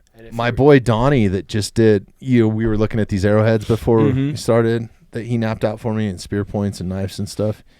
He was just in a movie, and Shaky Graves did the soundtrack for it, dude. Oh, sweet. Unbelievable. I forget what's the name of that movie, Derek? Do you remember? Were you in here for Donnie's? I don't believe I was. Oh, okay. Oh shit. We made a post about it. The movie's badass too. It's a good movie. Cause I know I'm go back to our Instagram page so I can give them a shout out for that. We made a short or a reel. If you go to the reels, loud. Yeah, go to reels and then scroll down until you find Donnie Dust. Yeah, we'll figure out this film. You got to check this film out. It's pretty badass, dude. It's about like a kid that gets lost in the middle of the desert, and Donnie's in it too, so it's good.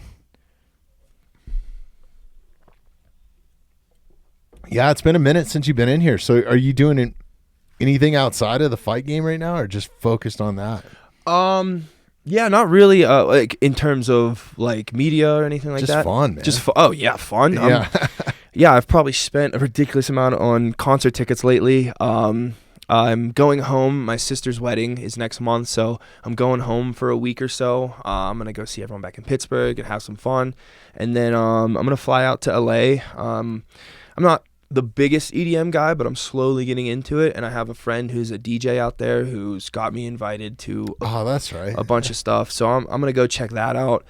I know the UFC did offer me a fight on August 10th. Literally yesterday, Mark called me, and I've made so many sacrifices in my life for this, and I've missed so many events in my life for my family, and I'm like, I'm not missing my sister's wedding. Like, I can't do that. Like, I don't like.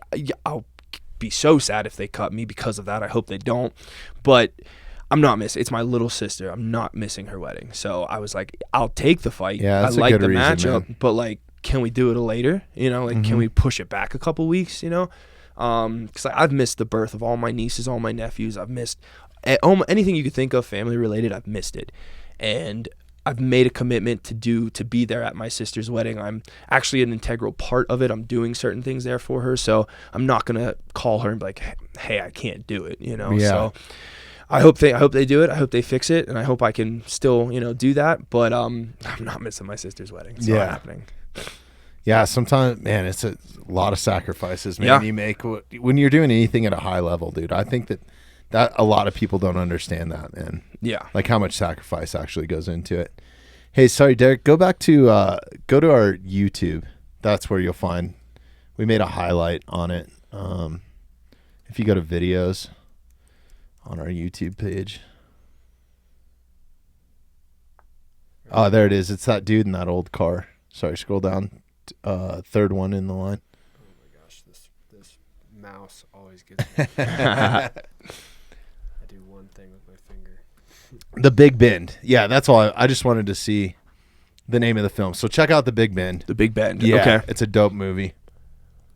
Just wanted to give them some credit. They've been super rad. Donnie's been super rad to us, so.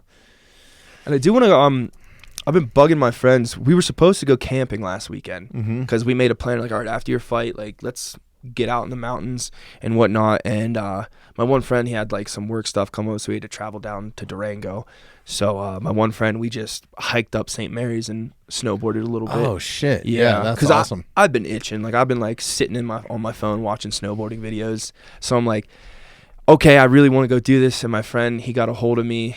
I woke up one night. We were out late at the bars, and I woke up the next morning, and he called me. He's like, hey, come pick me up. Bring me your snowboard. And I was like, dude, it's July. What are you talking about? And he's like, trust.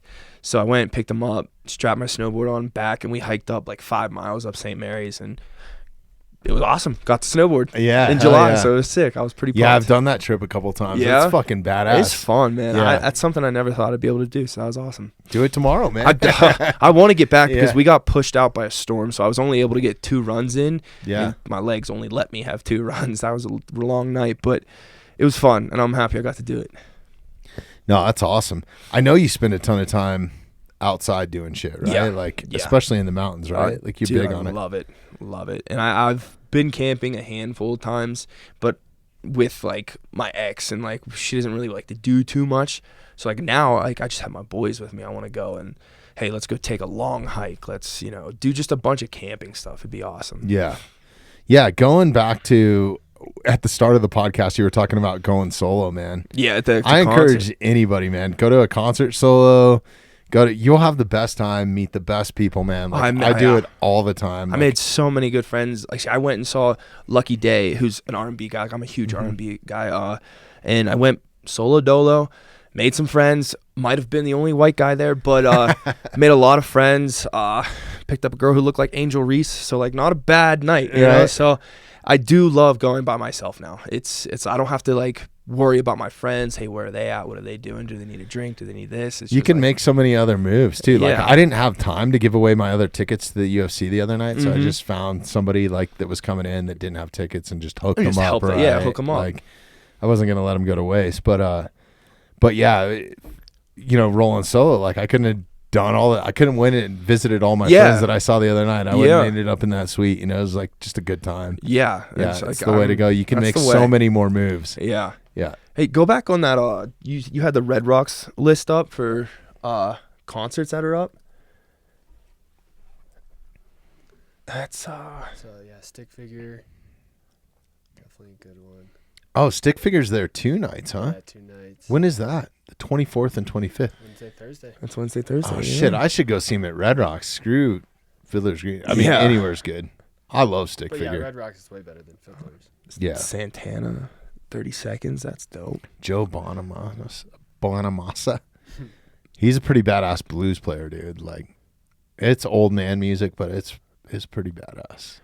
Yeah, my slightly stupid too. I lean heavy on R&B, but that's just cause what I was raised with. But my music taste is eclectic, so old men music I do like. I do have like certain ones I do like, and then like I also like classical music, and there's some opera that I like, rock, rap. It's just it goes all over the place. Dude, do you want to know what's cool too? Is Film on the Rocks. Where they show video, like movies and whatnot? Yeah, because they'll have like an opening band play, and then the crowd is awesome, man. A lot of times they get dressed Mad Max up. Road Fury, that looks cool. Yeah. Is that the new Mad Max? Yeah. Is it good? I haven't seen it yet. Yeah, big production for it, seems like. Yeah, I've never seen that one. That'd be cool. A lot of crazy action in that. Dude, and Red Rocks is like year round now. With our friends from Icelandic that are doing Winter on the Rocks, and it's like, it is nonstop, man. Like, Ice Cube played there in like I saw it. It was great. January or something, right? Yeah, DJ Premier and Living Legends. Hell yeah. Legends that was put on by Icelandic too. Yeah, that was their Winter on the Rocks. And then Wiz Khalifa was the next night. Was it? Yeah. So that's crazy. Those were the John Fogerty, he's still alive, huh? Oh shit, they are doing metal there. Lamb of God and Mastodon. Oh, that's good. That's pretty metal show. Yeah. Okay, I take it back. You got good on you, Red Rocks. There we go. They're branching out. Yeah. It's funny they like introduced a flat part, and they just like, guys, this is your designated mosh. This is your yeah. It's pretty badass. Dude, the backstage there is incredible too, man. It's like, I've seen videos of like people. It's like built into the rocks. It's kind of underneath the stage, and then there's a tunnel that goes to front of house, and it's so cool, man. There's so many signatures in there. It's honestly kind of the reason why we started the signatures on the door in here. Yeah. Is I always loved going to Red Rocks and just looking. Like Jimi Hendrix, all the artists. Yeah. And I don't ever plan on stopping this podcast. I mean, we'll see what the future brings, but like right now I'm having a fucking blast with it. So it's like, I kind of wanted something. I was like, well, what's the one thing I can take with me if we do decide to leave here? Take it's that the door, dude. I'm taking this with me. So you guys might not know this music, but Green Sky and the California Honey Drops. California Honey Drops. Bluegrass. Those are dude. The two artists I've seen. We've actually had Ben Malamit's been on the podcast, the drummer for California Honey Drops. They're awesome live. Yeah. They're badass, man. Yeah. Like, that is a good time. Like, nobody at their show is having a bad time, man. Mm-hmm. It is like pure entertainment. What's that one song that they do where he comes out with like the washboard? Yeah. Ben comes out with the washboard. It's like, like the old time washboards. And they play it. And he has like spoons and I feel like they only do it live. Yeah, man. I don't hear it too much on their albums. They're a fun band to watch, man. Cool how they started too. Oh yeah. Like Ben was telling me the story of them, just like they started in the BART stations in Oakland. Okay. Like outside of San Francisco, just playing in the train station, and have made it to a touring career. Oh, that's awesome. It's so wild to watch like artists like Zach Bryant. Mm-hmm. Like watching him on YouTube playing at a campfire all by himself, like a long time ago, man. Like probably not a long time ago. I'm sorry, like 3 or 4 years ago was the first time I saw that kid, and now he's selling out Mile High Stadium. That's crazy. And you want to know what's crazy about him from a music industry standpoint? He doesn't like go into an actual recording studio and produce his albums. No. It's just like his own recording, like we're doing right now on an SM75B microphone record. And I think he's keeping that kind of concept like moving forward. I kind of hope that he is. Yeah. Because it has a whole new character to like the music and everything, man. It doesn't seem overproduced. It is so cool, man. He's such a talented artist, man. We are in that, like, I guess, part of human history where, like, you saw it also with, like, Justin Bieber. Like, you could see videos of him singing and then someone discovered him. Like, that's, I think it was Luke Combs talking about it a while back on a podcast I was listening to. Well, he's another internet famous. But he didn't make his bones through that. He made his bones through touring. Yeah. And like a lot of people now who are getting discovered online go immediately to, oh, you're good? Sign, here's a label, here's this, go on tour. So they didn't really like work their way up and learn through touring and, going through the ups and downs that you should go through to get to the point that you're at. Nowadays, you could just hear someone on like putting out you hitting a heavy bagging, being invited to hey, the you're UFC. in the UFC, let's go. And I'm like, well, I didn't have the bones that I need. That's dangerous. Yeah. Yeah, that's crazy, man. Yeah, I think about it from a stress standpoint. It must be unbelievable to be on that ride. Like, he was in the Navy or something. Yeah. Like, he was like a crewman on a ship or something, right? Mm-hmm. And then all of a sudden is now selling out stadiums. But I think his interaction, like he's handled it really well. Like the interactions that I've seen are so genuine that he's like giving away guitars and just like really incorporating with the crowd. Like, I saw one of him like walk into the stage the other day, and he took the time to like hold somebody's baby for a minute. Like, oh, that's a baby. Let me hold it. That's like, awesome. And just making like I think that's why he's very personable. Yeah, very personable. And I don't know, man. It seems like it's not going to his head, which is cool. Not yet. Not yet. Like I don't know him. He did get a new smoking hot girlfriend, dude. Yeah, banana chicken fried, shout out. Right? Barstool, let's go. Yeah. No, but it's wild that you can get famous that fast, because I understand it too from like that touring standpoint. Like that's what I used to do, was work for an A&R rep to break artists, and it was like, can they actually perform once they get to that level, right? Yeah. Like it's kind of like cutting your teeth with a bunch of amateur fights before you actually go into a pro fight, right? I guess that's the term I was looking for. You have to have that experience. Like you can't, or you'll lose it all. You have to be invited to an after party and then go do a 4 a.m. radio interview and then play a show the next night, because like a lot of people don't realize that touring, you're playing like until you make it to that stadium status, you're playing just nonstop, man. Yeah. And like it's night after night, grueling different cities. Got to get your name out there. Yeah, it's nonstop, man. I know. Was it, speaking of concerts, what's the other one I saw the other day that I'm gonna fly my brother out here because him and I, it's Breaking Benjamin and Stained. Okay. Him and I were like I haven't heard about Breaking Benjamin in a while. We were big fans. Stained is badass. Stained is badass. We were big fans as kids. Like that's the kind of, because that's the kind of music my brother loves, and that's what we kind of grew up listening to together. That's like kind of our bonding thing. And once I saw that they were playing, and I think it's at the Fiddler's Green or whatever, I saw that and I was like, hey, I'm buying your ticket. You're coming out. Like, hell yeah, this is gonna be awesome. Stained is awesome. Stained live is cool. too, man. What was the hit song that they had? I'm drawing a blank on a. Oh, the Junkyard. Where's the Junkyard? I've never heard of that. That's actually downtown, isn't it? Is that where the old recycling? Oh, Daughtry's gonna be on there. Recycling spot was. Okay. Yeah. So that's actually a better venue than Fiddler's Green. I mean, Fiddler's Green is cool, but that's a is that cool indoors? No, it's like an outdoor show, right? It's kind of like. Have you ever been to Stubbs in Austin? I can't say I have. Dude, it's crazy. It's a concert venue that has like a stage built out of wood. And then it's just like dirt floors. It's a barbecue, like famous, Stubbs like barbecue. Okay, yeah. So it's a barbecue joint, but they used to do blues stuff in there, and now it's turned into like a music venue. Like Stevie Ray Vaughan played there back in the day, and it's like there's a ton of artists that would go through, and it's right on 5th Street. I think it's on 5th or Red River, one of those. Speaking of which, it's been a while. That's the Stained song. Maybe you're thinking. Oh, yeah. Yeah, that is a great song, man. Junkyard. That looks sick. Yeah, that's going to be a good time. It's crazy how songs come to fruition, man. Like, how do you...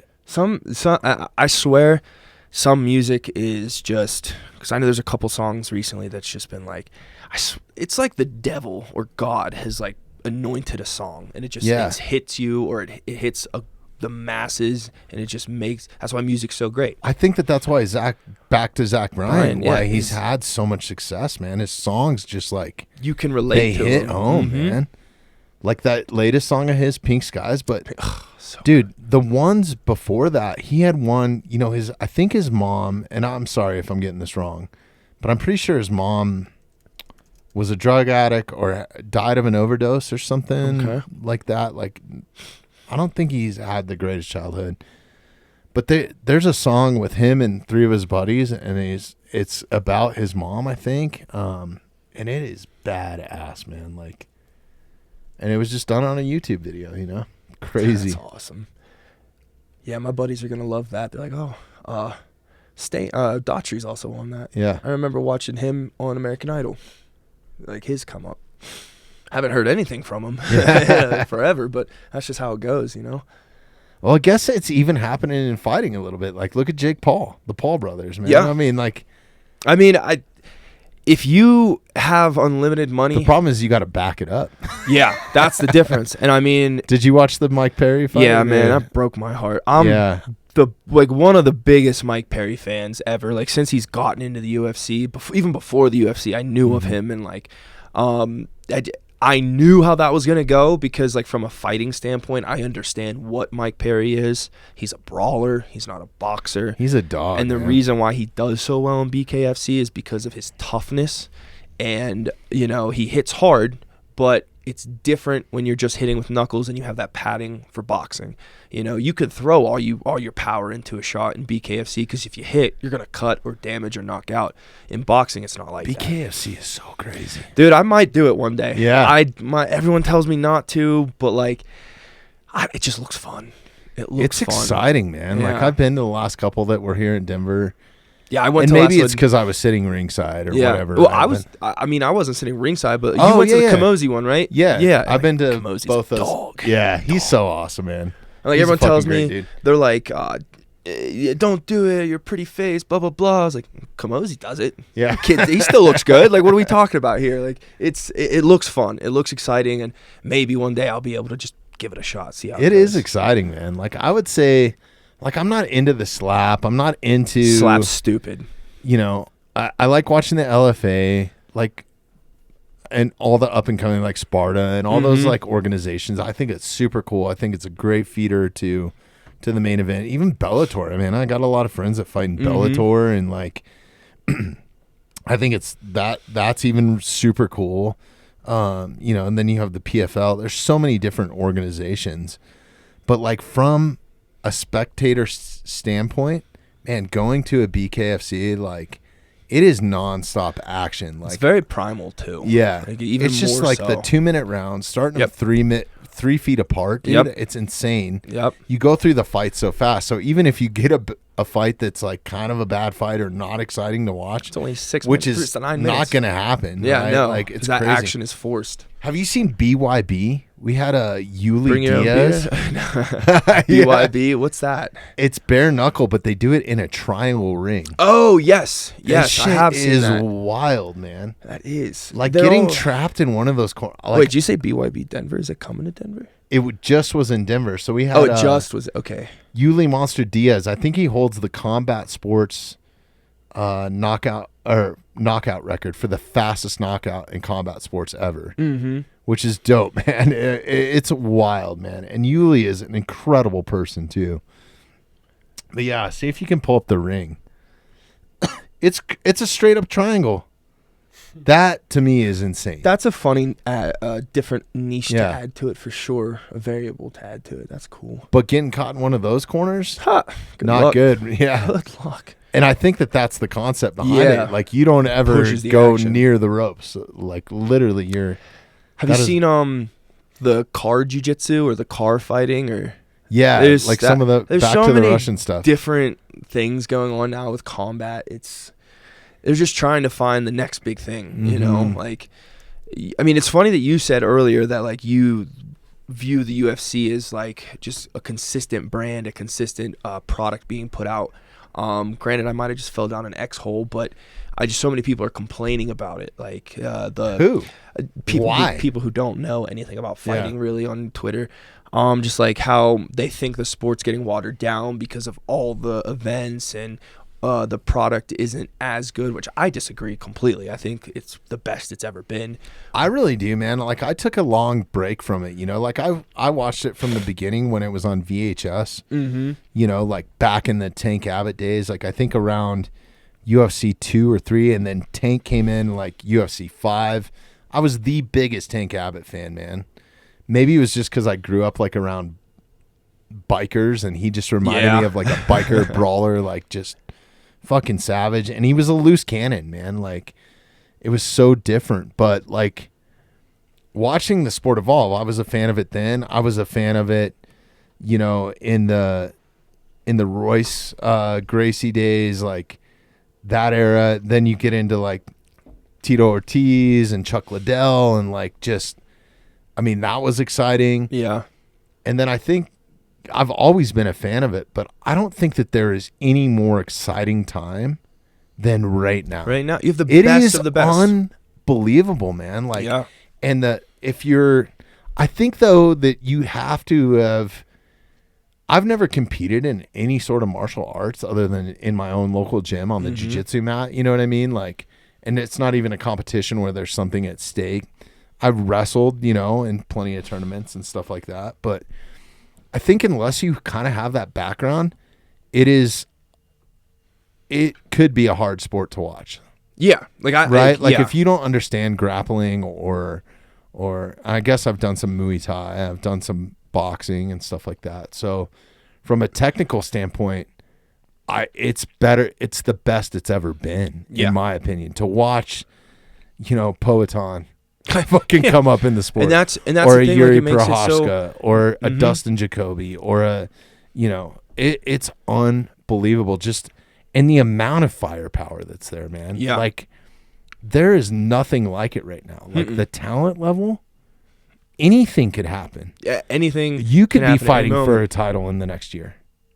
We string a couple together, maybe. Yeah, let's go. You know, and like I get how, like what you said, like people just don't have the knowledge of it. Like for sure, like for example, with my fight, he just laid on me. He didn't really attack. He didn't hit me. He maybe went for one submission and then quit. Like he just laid on me. So it really wasn't. It was the most boring fight I've ever been in my life. I don't even feel like I was in a fight. But did you expect to stand with him? And I expected to not let him take me down. Yeah. So like it just, I guess, letting it out. But like I worked so hard on my takedown defense, and no one was taking me down for weeks on end leading up to this fight.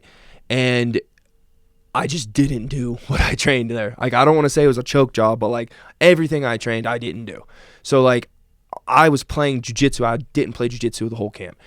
But there was times in the fight where I was like, this sucks. This is boring. He's not doing anything.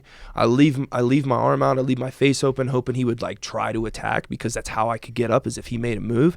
He was just smart. He was disciplined. He needed a win. I need a win. Like, he did what he was supposed to do. But no, my mind was, I'm going to break him. He's going to try and take me down. I'm not going to let him take me down. I'm going to knock him out.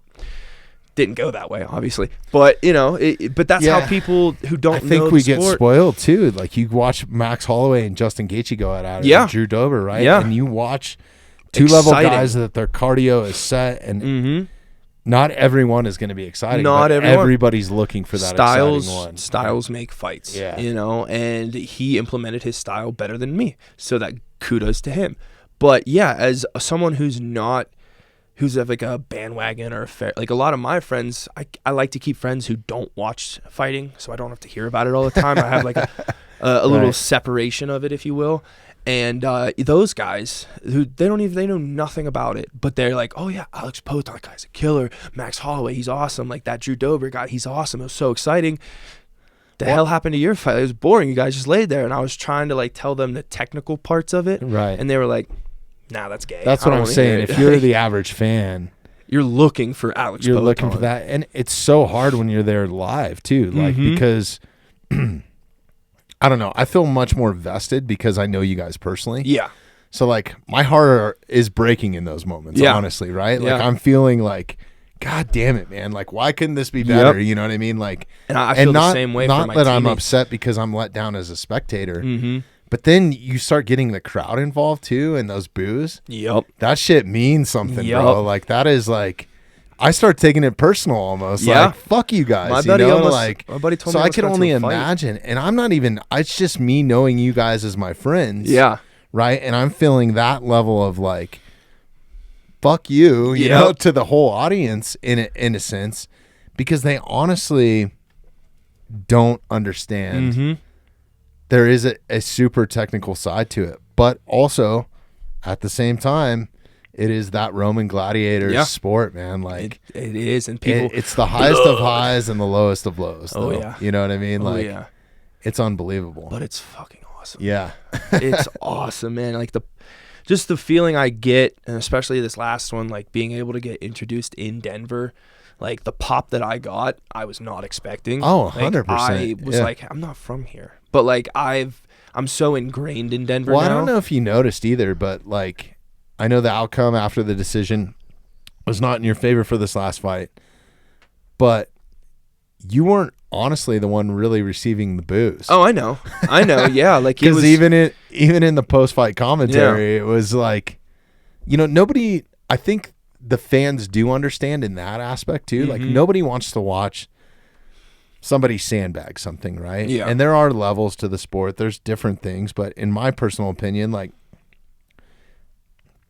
to have everybody wants to see that war. Yeah. You know that's what I mean? Just human nature. Yeah. Yeah. And that's why UFC has done so well, because you get more of those than you get what just happened with me the last week. Like, well, a lot of it's the matchups. It's the matchups. Yeah. And like, you know, I'm sure like a lot of people were on my thought process where I'm going to stuff the takedowns and I'm going to go knock them out. Like, I've done that my entire career. You go watch, I've had wrestlers try and hold me down and I've been successful.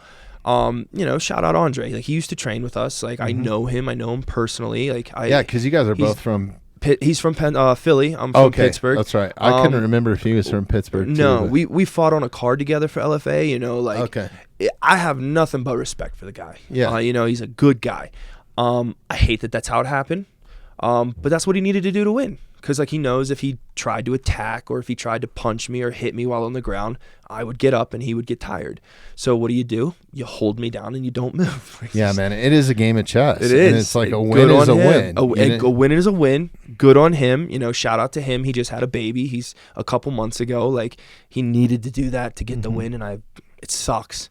But I would rather have gotten knocked out, beat up, left on a stretcher. Like, that's what I would rather have happened. I think that's why, like, Poatan is so that wild card mentality, and to be that high of a level of competition is so amazing because the margin for error is so thin. Like we haven't had a double champ since Connor, right? DC. Oh, right. DC. Was DC Amanda, after Connor? Amanda was after. Yeah, I'm sorry. In the men's division. Yeah. In the men's division. I don't think since. Yeah, there's only a couple people who've done it. Max. No, I don't know if Max Holloway was. I'm not sure. But yeah, like he's just the quintessential like UFC. Like that guy, anything can happen at any time. If he touches you, you're done. You're going to sleep. Right. You know, and that's. But the I part. also think that there's kryptonite in that, right? You match him up right. Like I want to see him and Dustin Jacoby go back at it. That would be amazing. They've locked horns in the right? Glory for sure. Yeah, that would be amazing. That would be a great fight. At least just give Dustin the chance. Just give him the chance. Just give him the chance, you know. And with those small gloves, anything could happen. Dustin could get him. Yeah. I believe that. I think Dustin's one of the best. And Dustin's fight style, man. He's a fucking animal, bro. I think like Dustin has been one of the guys that I'm thankful that I made it here. Because that is a blue-collar guy that I can empathize with, I can relate to and everything, and he's taught me so much since being here. I would love for him to get that opportunity again. Yeah. No, that would be super rad. What do you anticipate, or who do you want to see next? I don't care. You don't care? I just want to fight again. Like I said, I don't feel like I was in a fight. The only thing that happened is I got brush burn on my shoulder. You look pretty damn good, dude. What was that, a week ago? A week ago. Like I have nothing on my face. I feel fine. I feel great. Yeah, it's more of like, and I know I just posted this today on my way up here because like I took some time. I got off of the internet. I didn't want to. You have to, man. Fuck that. Everything I was hearing, everything I was reading afterwards. Like I said, people who don't know shit's telling me what I should do. Like, it's stupid. So I got off. That's why I never really chime in. I always just check in. Like, hey, you're a real one, and I appreciate that. So I took some time, but like I have to acknowledge it. You know, I can't just not acknowledge it. So I had to post something. And it's one of those regrets where I'm like, man, I left there feeling like I had so much left to give. I wasn't tired. I barely was sweating. I wasn't in a fight. I wasn't in a fight. So that kind of makes me sick. And I want to jump in. Like I would have taken a fight this week. I would have taken a fight next week. They offer me the day of my sister's wedding. Of course, timing's a motherfucker sometimes. And it is. Like even leading up to this Denver fight, like I was told, hey, you're not getting on this card. It's filled, whatever. And the night, like I was training, like trying to manifest it. And my manager was like, oh yeah, we're gonna get it. I'm talking. And then one day he hits me. He's like, no, it's definitely not happened. Can't happen. It's full. It's booked. It's this. It's that.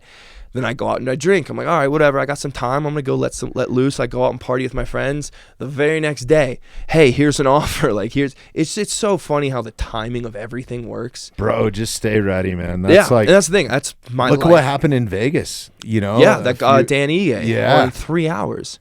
Like that's crazy. That is so gangster, dude. That's so gangster. And for him to, like, I think he was on the massage table or something, right? Didn't he say he was like getting a massage, got the call, fucking drove to T-Mobile, and that's the thing about fighting on a main card, like a pay-per-view card, like a few hours later. And that's the thing about like, if you live in Vegas, which is something that I've thrown around a little bit in my head, that like just to change things up, like if you're in Vegas, that's the capital of fighting. That's where the UFC is. That's where most of the managers live there too. That brings me back to my question.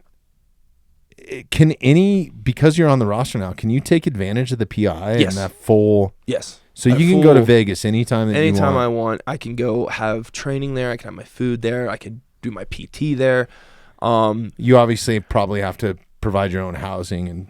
I could stay with my manager. I give you 10% of my money. Like, let me use a couch. Like, no, I could find my own housing. I'm sure my manager would help me out with certain things. I have, but they don't have like a facility there for you to stay at. Don't believe so. Like, I know a lot of guys who are there. I know a lot of guys who choose not to go there because you'll run into a bunch of people. But I've learned being in front of your manager, being in front of the UFC, being in front of the guys who make the decisions, like Dan Ige, who he lives there. That's huge. That's his life. You're afforded opportunities that you wouldn't get, say, if you lived on the East Coast or you live in, so it is something that I've thought about. I've thrown, like, I have a couple teammates now who are switching it up. Some are going to go to Vegas and train, and because of that reason, like they're getting opportunities that you wouldn't get because you're like, it's just recency bias. Like, oh, I've seen that. I just saw that guy. Hey, give him the opportunity, you know? So balls on Danny Ige. On Danny Ige. That's so cool. The opportunities that I've gotten from just being out and doing the things that I do, that's every opportunity I've had in this podcast. Mm-hmm. Right? Like just going places. Gotta show and face. Yeah. I think it's important. Man. That's why I moved out here to Denver, because I look saw at the gym that you're in. You know what I mean? I saw like Cody Garbrandt came up through Pittsburgh. He fought on the same promotion that I fought for. My friend Steve Mowry, who's one of the tallest heavyweight in the Bellator PFL, they both made the decision to leave, to go to bigger places, because you have to know someone to know someone, you know. And I've seen it happen. I've seen guys come up who were studs, but they didn't have the right manager. They didn't have the right people around them, so they got left to the wayside. They never got an opportunity. So that's kind of a big reason I moved out here, because I saw, one, Factory X has great people here. Anthony Smith, Dustin Jacoby, and all those guys. So many. So I'm like, all right, well, I need to be there. Just the family mentality too, there, man. Like the love that they've shown me. Mm-hmm. I'm just a podcaster, man. No, like, they're great people. Fucking awesome. The Montoyas are great people. It's a great gym. Yeah.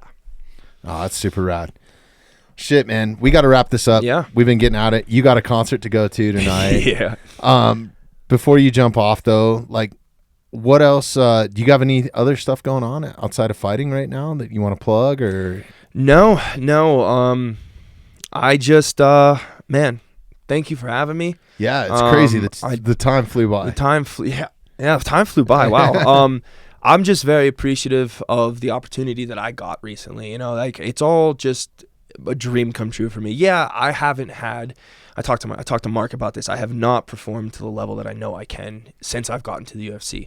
So that's something I'm gonna have to work on. Don't feel guilty about it, man. Just keep your head down and just fucking keep doing what you're doing. It's not guilt. It's just I am motivated to like just get back in the gym, get back after it, you know. And I'm gonna turn it around. I'm gonna figure it out, you know. But like just having the opportunity to fight in Denver. When I moved here 5 years ago with nothing to my name, I had no money. I was on probation. I didn't have a license. I shouldn't have drove out here, but I drove across the country with my dog in my GTI, and I bartended in almost every bar in Denver. I've worked security. I've worked at pizza shops. I've worked at restaurants. I've done anything and everything I could to make this dream happen in Denver. I've made so many good friends. There's so many good people here. I was very happy that I got to do it. That's fucking awesome, man. Let's go. I know. Just keep your head to the grindstone, bro. It'll happen, man. And I'm excited to watch it all happen. I know you personally, so I know how bad you want this. Yeah. And how much it means to you being signed to the UFC. Yeah. So I'm all about it, dude. Let's fucking ride, you, dude. Let's go. So, yeah. Derek, good? Yep. All right. Josh, thank you so much for being here. It's Josh Fremd MMA on Instagram. Mm-hmm. Do you have a YouTube channel or anything like that? I have not yet. I know. Okay. I think my friends maybe started one for me, but I have not focused on doing anything with it. Cool. I'll get to it. That's what I say. Give Josh a follow. Watch for him on an upcoming, maybe here in a couple weeks. Oh, dude. Hopefully we'll get after it soon. Keep me posted, yeah. Go to my Instagram. Look at my dog. He's awesome. Hell yeah. Let's go. All right. Thanks, everybody, for listening. Thanks for listening to the Mountainside Podcast. If you haven't had a chance to do this already, please take a moment, follow, like, subscribe, or rate on whatever platform you catch the Mountainside Podcast at. If you'd like some more information on upcoming episodes, safety tips, access to all of our affiliates, and all the badass discounts that we get here at the Mountainside Podcast, check out themountainsidepodcast.com.